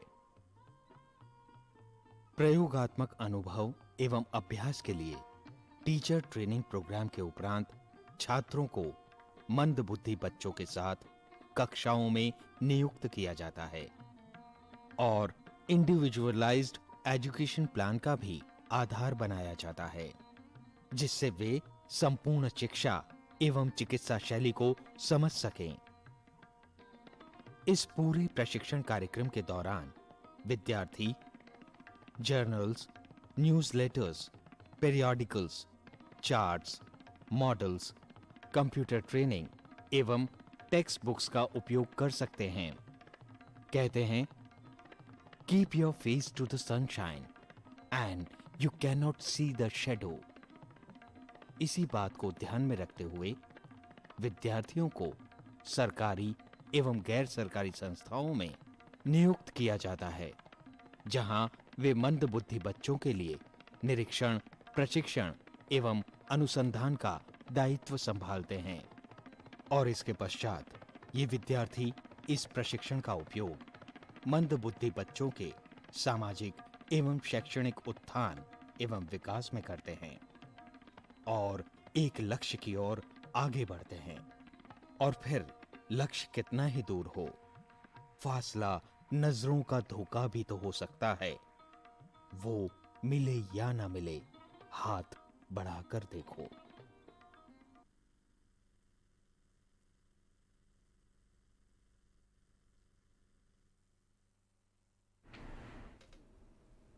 Welcome back. ब्रेक पे जाने से पहले we are discussing about hyperbaric treatment. Hyper it means more and baric it means related to pressure. And if we talk about cerebral palsy, then we can say if the cognitive impairment is more and the motor impairment is less, then the pressure is maintained at around 1.3 in the hyperbaric chamber. But if motor impairment is more and the cognitive impairment is less, then the pressure is maintained at around 1.5 in the hyperbaric chamber.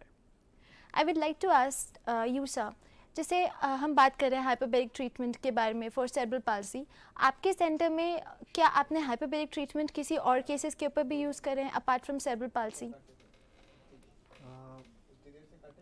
और the results are more like apt in the case of cerebral palsy children? हमने जो cerebral palsy के अलावा autism के case में भी कर रहे हैं हम, और उसके अलावा हमने हेड इंजरी केसेस में किए हैं, तो वहाँ भी हमें पॉजिटिव रिजल्ट्स मिले हैं।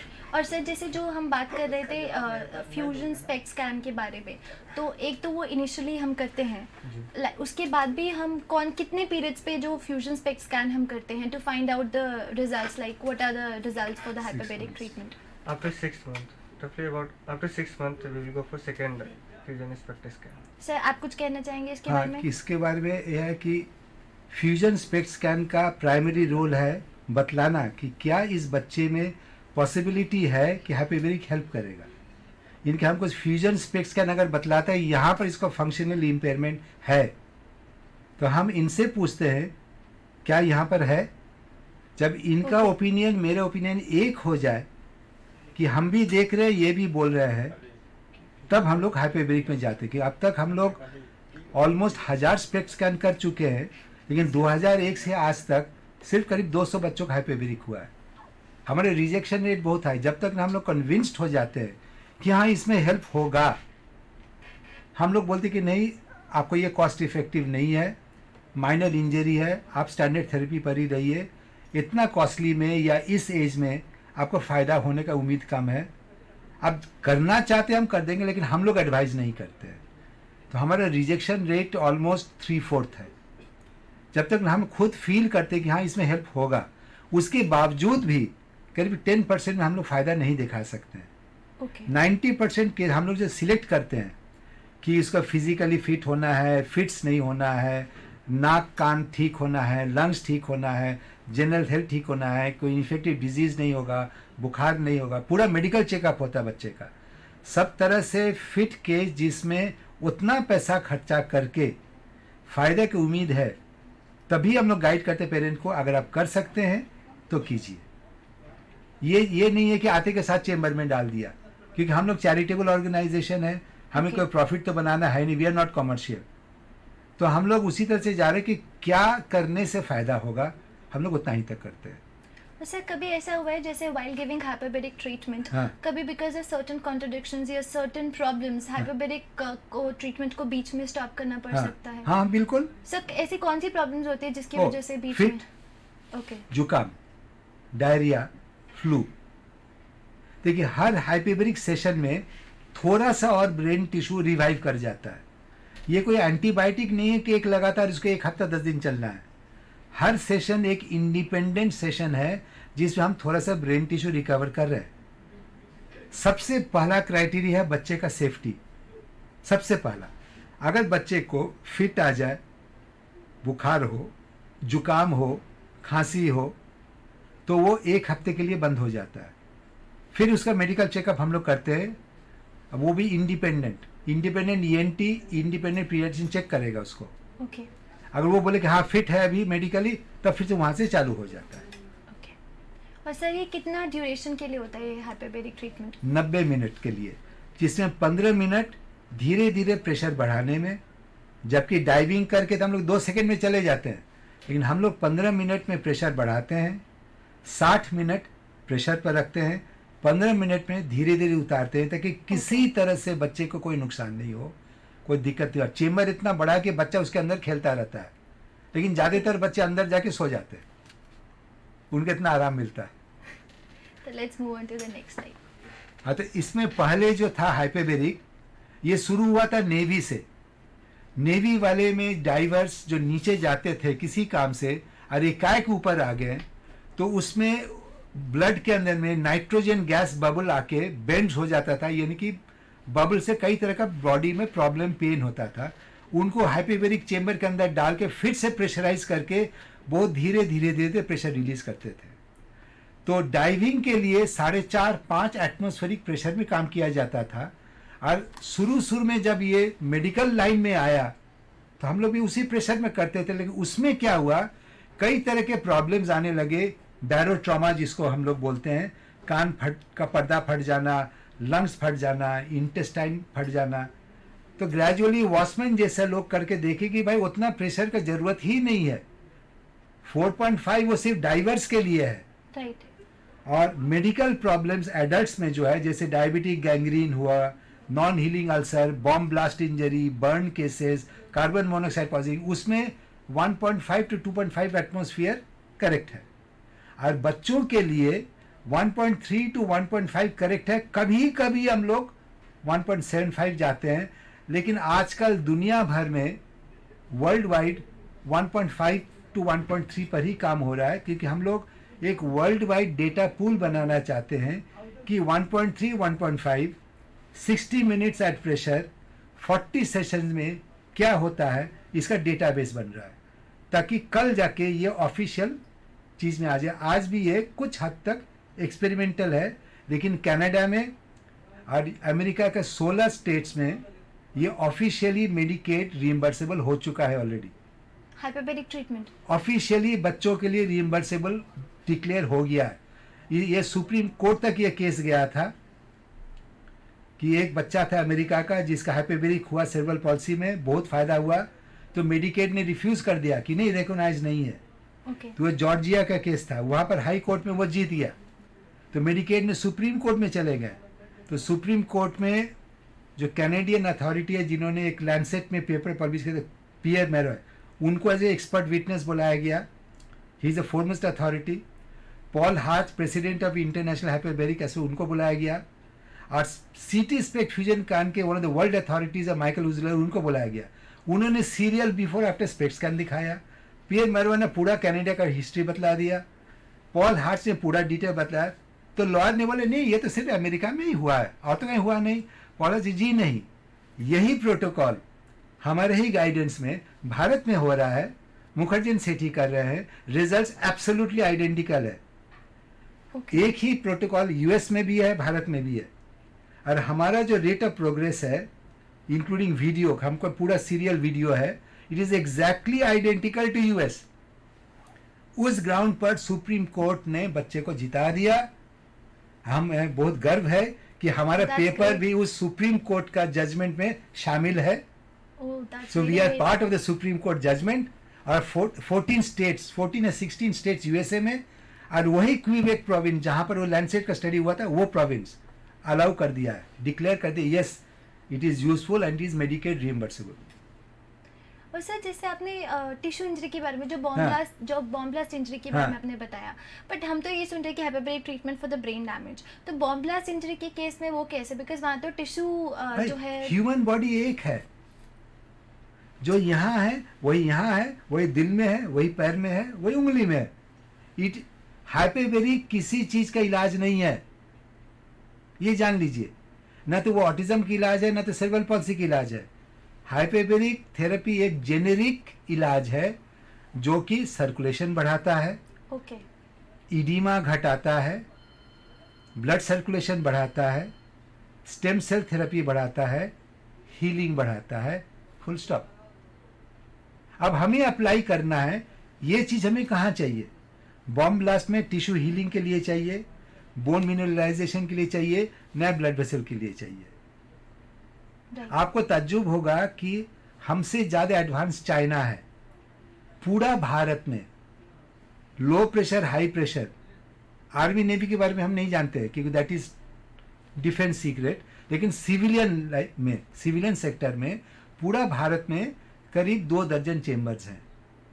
और 2006 तक चाइना में 4000 चेंबर्स थे, 4000।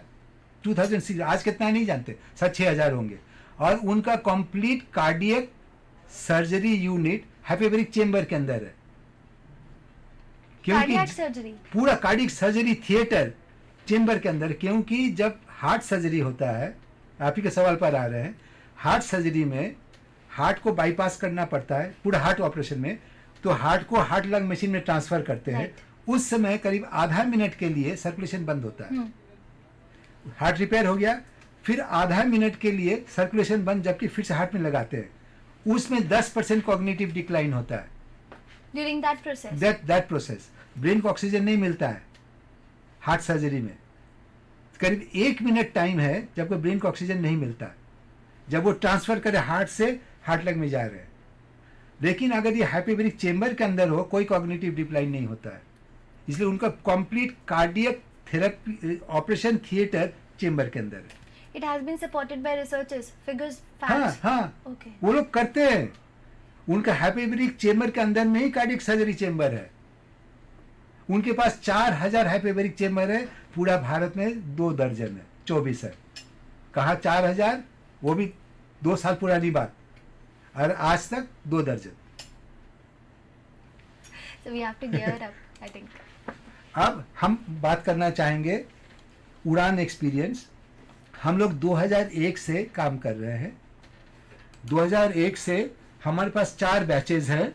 बैच ए जिसमें सिर्फ स्टैंडर्ड थेरेपी दिया गया, बैच बी जिसमें स्टैंडर्ड थेरेपी के अलावा 40 सेशंस और 1.75 ATA HBOT विद 100% ऑक्सीजन दिया गया, बैच सी जिसमें स्टैंडर्ड थेरेपी के अलावा 40 सेशंस और 1.5 ATA HBOT विद 100% दिया गया, बैच डी जिसमें स्टैंडर्ड थेरेपी के अलावा 40 सेशंस और 1.3 ATA में एयर दिया गया। असेसमेंट्स वर डन और हम लोग 4th और 6th में परसेंटेज चेंज को एनालाइज किए हैं।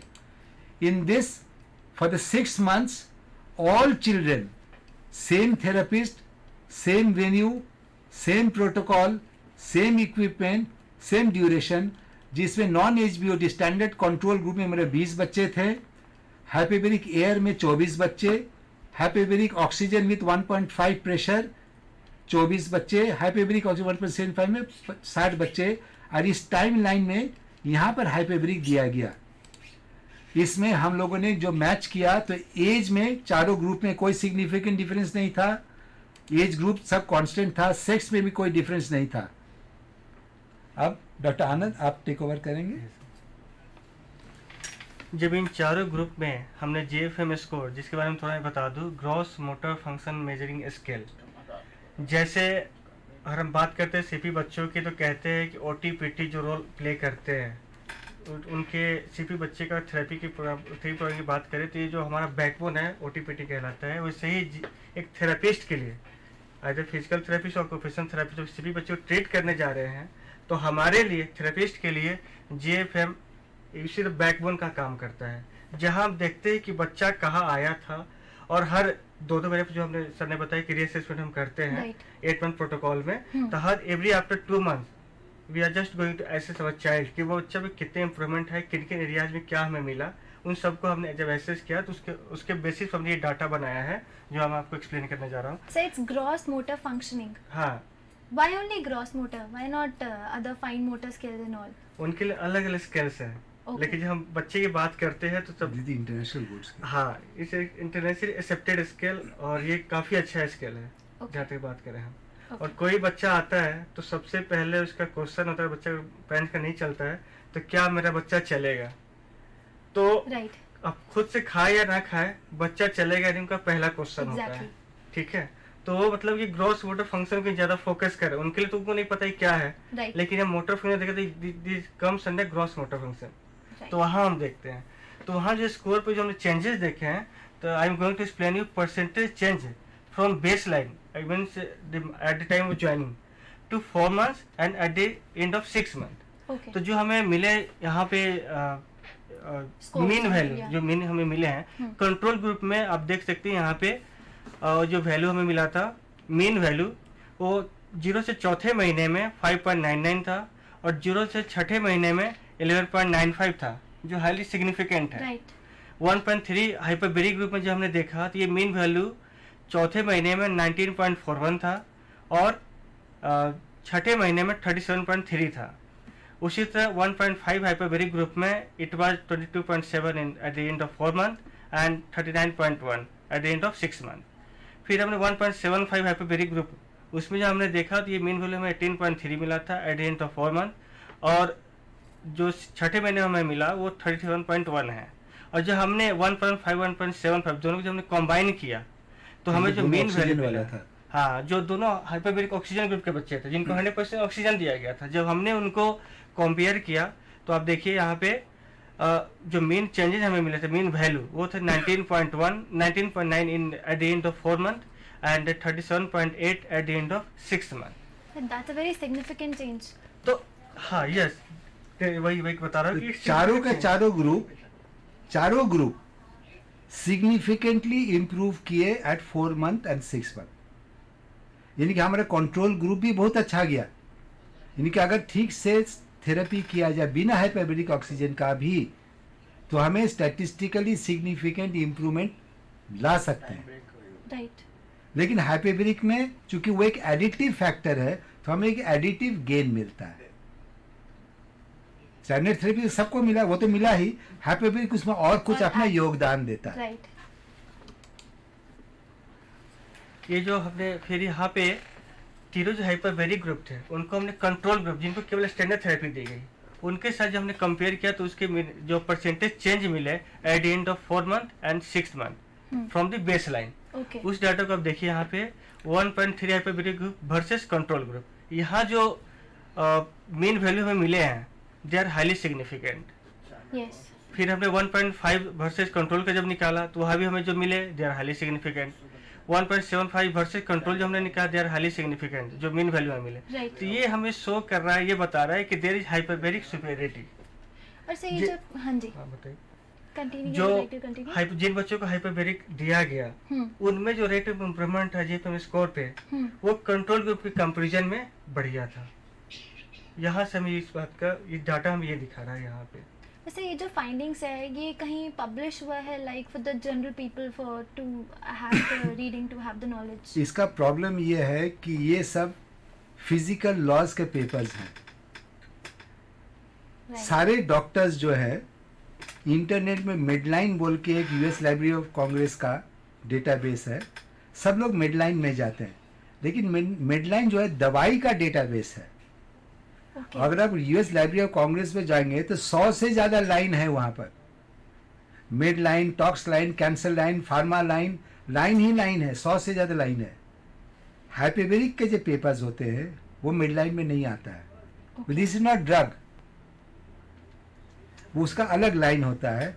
हमारा पेपर इंटरनेशनली जैसे खाली 2008 में ही 6th international symposium on hyperbaric oxygenation and the injured brain पर पेपर रीड किया गया था। फिर American college for advancement of medicine में पढ़ा गया था। फिर international college for integrative medicine में भी ये पेपर इनवाइटेड हुआ था। बाली में एशिया पैसिफिक कांग्रेस हुआ था, वहाँ पर ये पेपर पब्लिश हुआ था।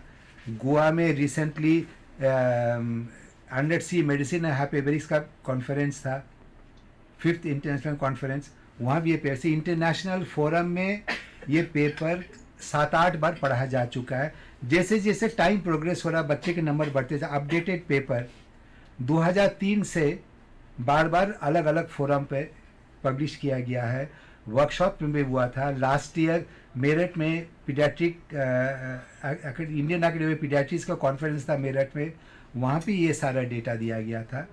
लेकिन ये डेटा जो जानकार है उन्हीं को मिल सकता है, क्योंकि ये मिडलाइन में नहीं आएगा, ये सब फिजिकल मेडिसिन में आता है, इसका अलग ही पेपर आता है, अलग ही लाइन है। और वो सब लाइन में एक एक पेपर को खाली देखने के लिए $5 देना है। अब काम का है कि ये वो तो बाद में देखेंगे, राइट, खाली देखने के लिए कि काम का है कि नहीं, वो $5 है, तो कोई इसमें जाता नहीं है। एग्जैक्टली। खाली अमेरिकन जो सिटीजन्स हैं उनको अगर कंपनी से अलाउड है तब वो देख सकते हैं। हमारे जैसे साधारण आदमियों के वहां पर बस नहीं चलता। फिर हमने जेपीएम इम्प्रूवमेंट रेट जो बात कर रहे थे हमने हाइपरबेरिक ग्रुप जो था हमारा 3 हाइपरबेरिक ग्रुप है, हमने आपस में ही कंपेयर किया। तो जो हम आपस में जब हमने कंपेयर किया तो हमने क्या देखा, 1.3 वर्सेस 1.5 हाइपरबेरिक ग्रुप। तो इसमें जो मीन वैल्यू हमें मिले चौथे और छठे महीने में फ्रॉम द बेस लाइन, तो जो हमें डाटा मिला mean value, they were not significant. Again जब हमने 1.75 के साथ कंपेयर किया तो जो हमें चौथे और छठे महीने में मिला data, they were not significant. और जब हमने दोनों 1.5 1.75 वाले ग्रुप को जो कंबाइन किया, जिनको 100% ऑक्सीजन थेरेपी दी गई थी, इनको जो हमने कंपेयर किया है 1.3 हाइपरबेरिक ग्रुप वाले बच्चों के साथ जिनको एयर दिया गया था, रूम एटमोस्फेरिक प्रेशर पे ही दिया गया था उनको। तो जो डाटा मिले वो अगेन चौथे छठे महीने में दे वर नॉट सिग्निफिकेंट। ये बताता है कि 1.3 एटमोस्फेरिक प्रेशर पे, ठीक है, जिन बच्चों को हमने एयर दिया था और उनमें जो इम्प्रूवमेंट हुआ जीएफएम स्कोर में, उनका इम्प्रूवमेंट और जो 1.5 और 1.75 ग्रुप के बच्चे थे जिनको 100% ऑक्सीजन दिया गया उनसे कम नहीं था। दे वर स्टैटिस्टिकली सिमिलर, जो हमें रिजल्ट मिले लगभग इक्विवेलेंट है। Okay. तो हम ये नहीं कह सकते कि हमारा इंफीरियर है 1.3, क्योंकि हमें जो एंड प्रोडक्ट जो मिला जब कंपेयर करते हैं ऑलमोस्ट इक्विवेलेंट ऑन जीएफएम स्कोर। इसका इम्पोर्टेंस ये है कि हमारा भारत में, जैसे आपने शुरू में कहा था कितना कीमत है, तो 1.5 एंड 1.75 का जो चेम्बर्स है वो करोड़ों में आती है। Okay. तो उसका इंटरेस्ट ही लाखों में है महीने में, उसका कीमत बहुत है। हमारा इस ट्रायल का मकसद ये था, क्या 1.3 खड़ा हो सकता है उसके बगल में? जी हाँ। तो कंट्रोल से तीनों हाइपोबैरिक ग्रुप सिग्निफिकेंटली बेटर है, लेकिन ये तीनों आपस में इक्विवेलेंट है, यानी कि हम 1.3 से we are almost as good if not better और equivalent to high oxygenated hypobaric group. यानी कि हमारे भारत में ये जो चेम्बर है इसका कीमत है एक टाटा सुमो। टाटा सुमो को बढ़ावा नहीं दे रहे, रफली उतना ही कीमत है ना। एक बड़ा आजकल का जो स्पोर्ट्स यूटिलिटी व्हीकल है उतना ही कीमत में ये चेम्बर आती है। तो बहुत सारे संस्थाएं हैं जो ये चेम्बर खरीद के लोअर इनकम ग्रुप को इसका फायदा दे सकती है। Okay. क्या चाहिए? एक चेम्बर चाहिए और एक एयर कंडीशन कमरा चाहिए, ऑर्डिनरी 220 वोल्ट डोमेस्टिक करंट, कि उसका जो पंप है वो 250 वाट की 2 मोटर है बस, वो डोमेस्टिक करंट, दैट्स ऑल, वो डोमेस्टिक करंट में चलेगी। तो हम लोग भारत में ये कर सकते हैं। जो हमारे लाखों बच्चे हैं जो डिप्राइव्ड है, हम उनको हेल्प कर सकते हैं। 82,000 में कुछ ही लोग जा सकते हैं, 40,000 में एक बड़ा ग्रुप जा सकता है। Right. तो मेरा ये ट्रायल करने का मकसद ही ये था, क्या भारत के लिए हम लोग कुछ कर सकते हैं? जहाँ ये अफोर्डेबल है। So we'll stick to our discussion with hypoperic treatment after a short break. See you after a while.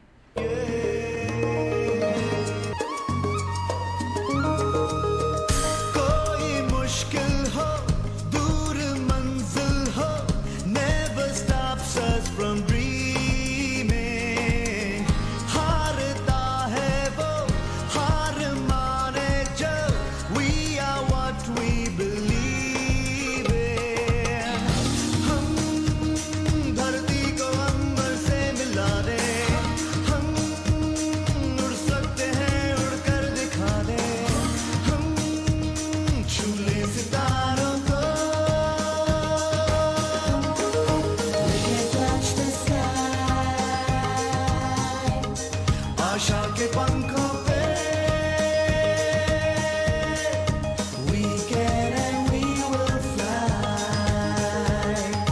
we can and we will fly.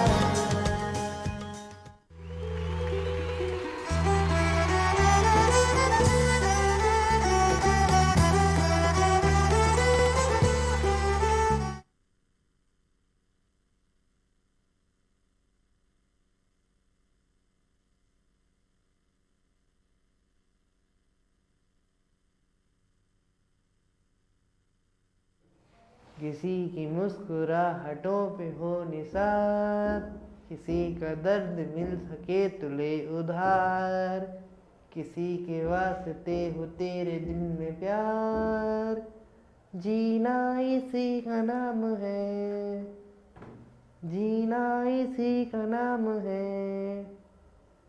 मान अपनी जेब से फकीर हैं, फिर भी यारों दिल के हम अमीर हैं।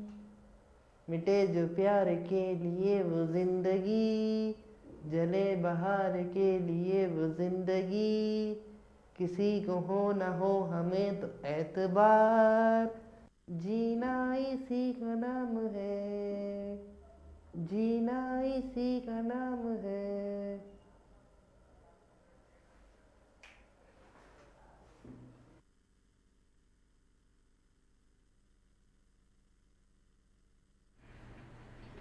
have summarized. Welcome back. Break पे जाने से पहले we have discussed about certain hazards related to the hyperbaric treatment. Then we discussed about the URAN experiences related to hyperbaric protocol. And recently we were discussing about the GMFM scores related to the control group as well as with the hyperbaric group. So we'll discuss that for sure. So over to you, sir. Using the same GMFM analysis trend, we have tried to see what happens in the long term to make sure that the gains that we are getting are not short-lived. Now this bottom line, the blue line, is a control group. As you can see, control group at from 0 to 4 month, 6 month and 8 month, we achieved significant improvement in all the children. That means our standard therapy group was well maintained. But with the addition of hyperbarics, we got an additive component which was significant up till the 4th month only. After that it gradually becomes parallel. So it is at the 4th month that we have to take a judgment.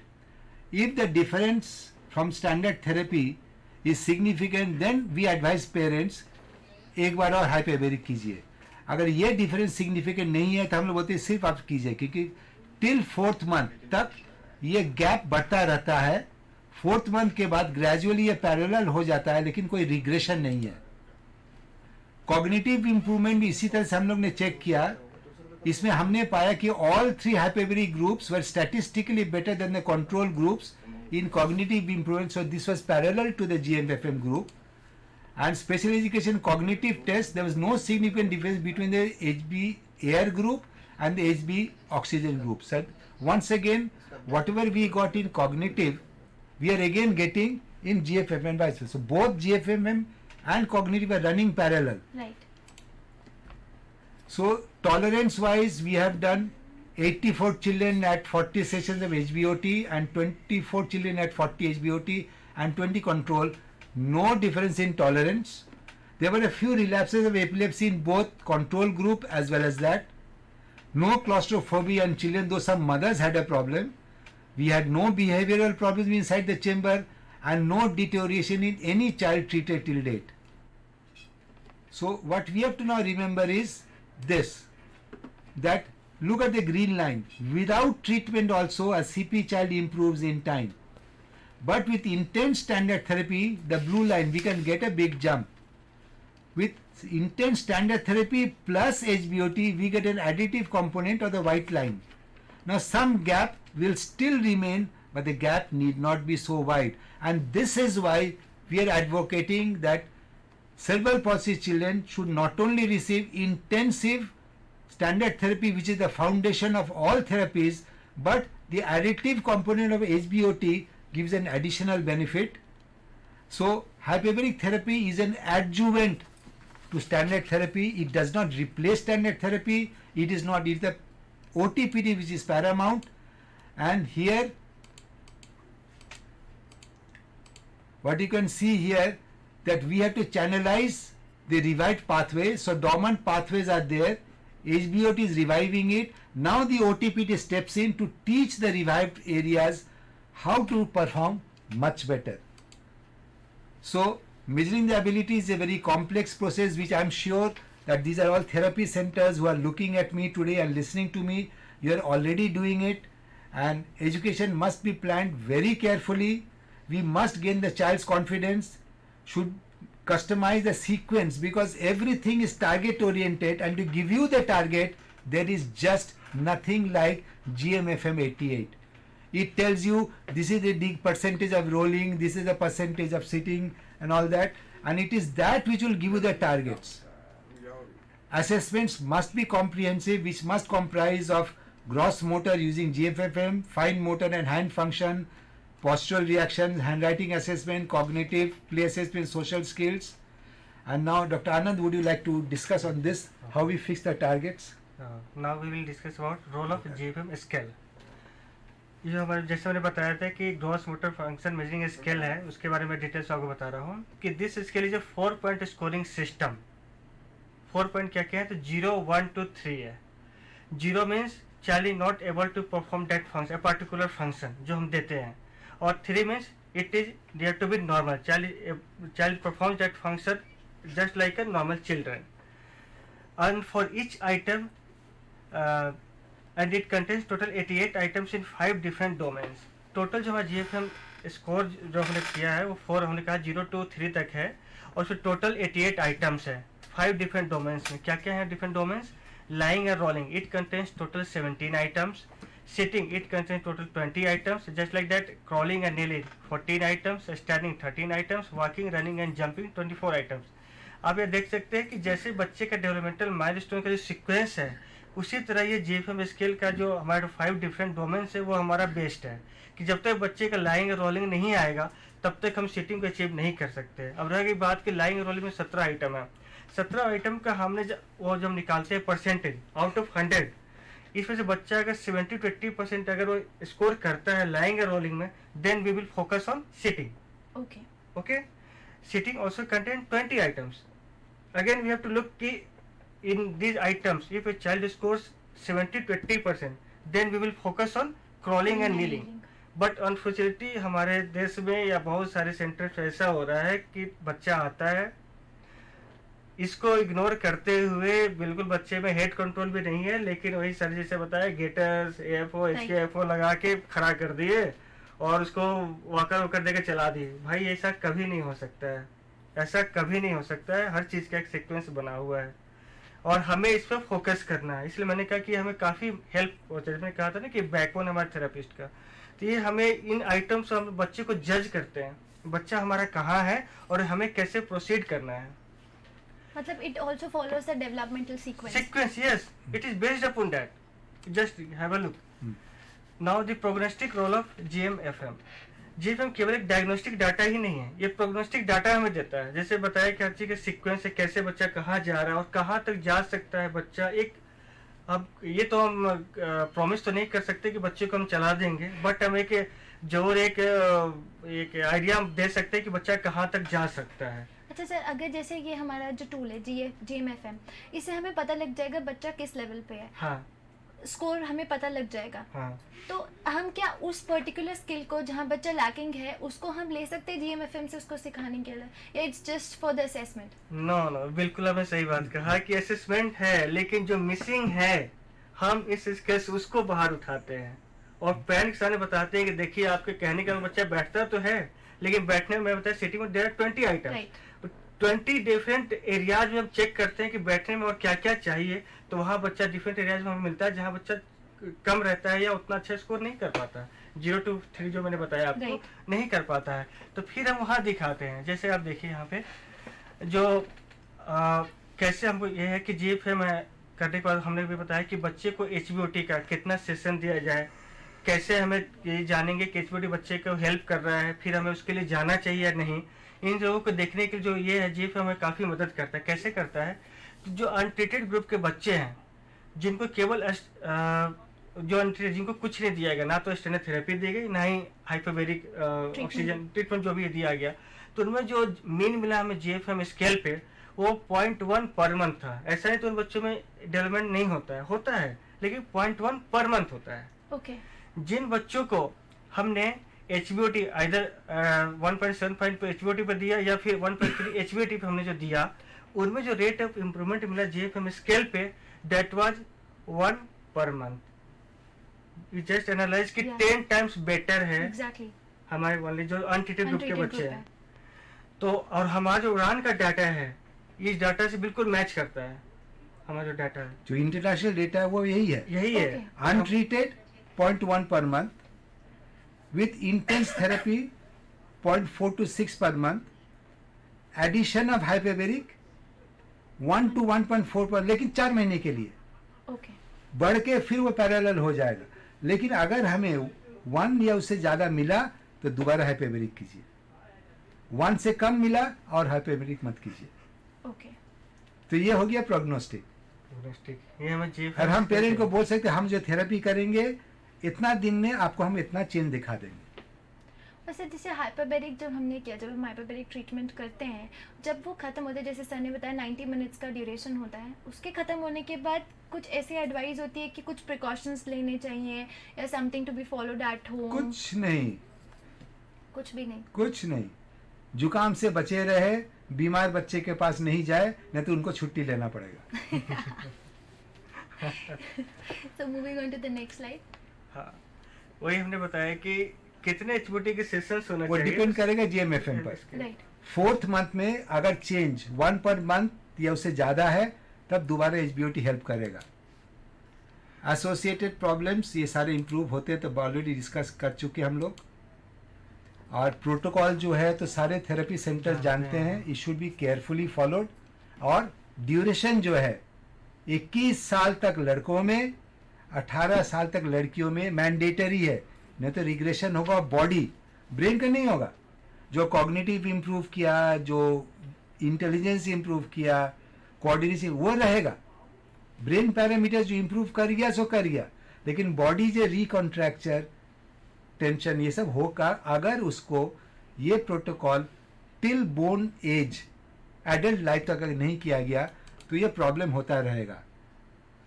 So we can say कि हाइपेबेरिक से brain भी improve करता है, जबकि standard therapy खाली body पर काम कर रहा है, लेकिन जो एक्चुअल ब्रेन पावर है Right. वो हाइपेबेरिक से इंप्रूव होता है। इसलिए जब दोनों एक साथ देते हैं तब बच्चे का हम फ्यूचर क्वालिटी ऑफ लाइफ को सबसे अच्छी तरह से इंप्रूव कर सकते हैं। पीक इंप्रूवमेंट कॉग्निटिव स्पीच वगैरह में 4th मंथ में, फिजिकल जो है 4th मंथ में शुरू करके उसके बाद धीरे धीरे बढ़ता रहता है। करीब 6 to 8 मंथ में हम लोग मैक्सिमम बेनिफिट देख पाते हैं। और यंग बच्चों में सबसे अच्छा काम करता है। बेस्ट एज है 5 से नीचे। सर्जरी तब जब इन्होंने कहा कि अगर कॉन्ट्रैक्चर हो गया है तब सर्जरी ज़रूरत है। और अगर ज़्यादा डिटेल्स चाहिए तो वेबसाइट पे काफ़ी डिटेल्स है, ये देख सकते हैं। सर, जैसे हमने आज बात करी हाइपरबैरिक ट्रीटमेंट के बारे में, it's a different kind of protocol all together apart from standard therapy. अगर हम और प्रोटोकॉल की बात करें लाइक इन टर्म्स ऑफ यूनानी मेडिसिन या एक्यूपंक्चर, तो उनकी भी क्या सिग्निफिकेंट फाइंडिंग्स हैं कुछ? जी हाँ है। उसके बाद में एक और सेशन हम लोग कई RCA को इनवाइट करेंगे। हम लोगों ने सब चीज़ ट्राई किया है, क्योंकि हम लोग चूँकि इंटरवेंशन पर हम लोग विश्वास करते हैं। हम लोगों ने एक्यूपंक्चर ट्राई किया, acupressure, botox, computer assisted biofeedback, पल्समेटिक फील्ड थेरेपी, यूनानी थेरेपी, सब हम लोगों ने ट्राई किया है। सबका डेटा हमारे पास है, लेकिन वो काफ़ी समय लगेगा, 2 घंटा उसमें लग जाएंगे। फिर कभी मिलेंगे उस पर। So that's all for today's session. Today we discussed about the medical therapy for cerebral palsy and medical therapy in terms of hyperbaric treatment. Initially we discussed about the causes for the cerebral palsy. Basically they can be constrained to the intrauterine period, the peripartum and the postpartum period. Cerebral palsy, we can say usually we say it's a non-progressive condition because of the brain damage either before the birth, during the birth or during the infancy, and it usually leads to the problem in the muscle coordination, posture, tone and movement of the muscles. We discussed about hyperbaric treatment today. Hyper, it means more, and baric, it's related to pressure. So we discussed that for the cerebral palsy child, if the cognitive impairment is more as related to the motor impairment, then the pressure in the hyperbaric chamber is maintained at 1.3 ATP and ATA. And if the motor impairment is more rather than the cognitive impairment, then the pressure is maintained at 1.5. We discussed that in cerebral palsy, apart from the problems with the brain damage, there are other associated problems such as hearing, speech and communication, the problems with intellectual functioning, the visual problems and the seizures. And here our point arises, why hyperbaric treatment? We can say hyperbaric treatment, it's an adjuvant to the standard protocol, the standard therapy. It's a generic treatment. It also helps in the blood circulation, preventing edema, etc. Not particularly restricted to brain damage. So we can say that yes, it can be applied apart from cerebral palsy to other conditions also. And we discussed about certain hazards for the hyperbaric treatment. We discussed about the UDAN experiences related to this hyperbaric treatment, and the GMFM, which is discussed in detail. Actually, it's a backbone for the physiotherapist. It's a scale for gross motor functioning, to identify the gross motor functioning, and it helps us to know how much doses of hyperbaric treatment is to be provided. So that's all for the today's session. We discussed about hyperbaric treatment, but before that I would like to thank both of you for coming over here and discussing with us. That was a very nice discussion. Thank you. Thank you so much. And thank you viewers for maintaining with us. Thank you.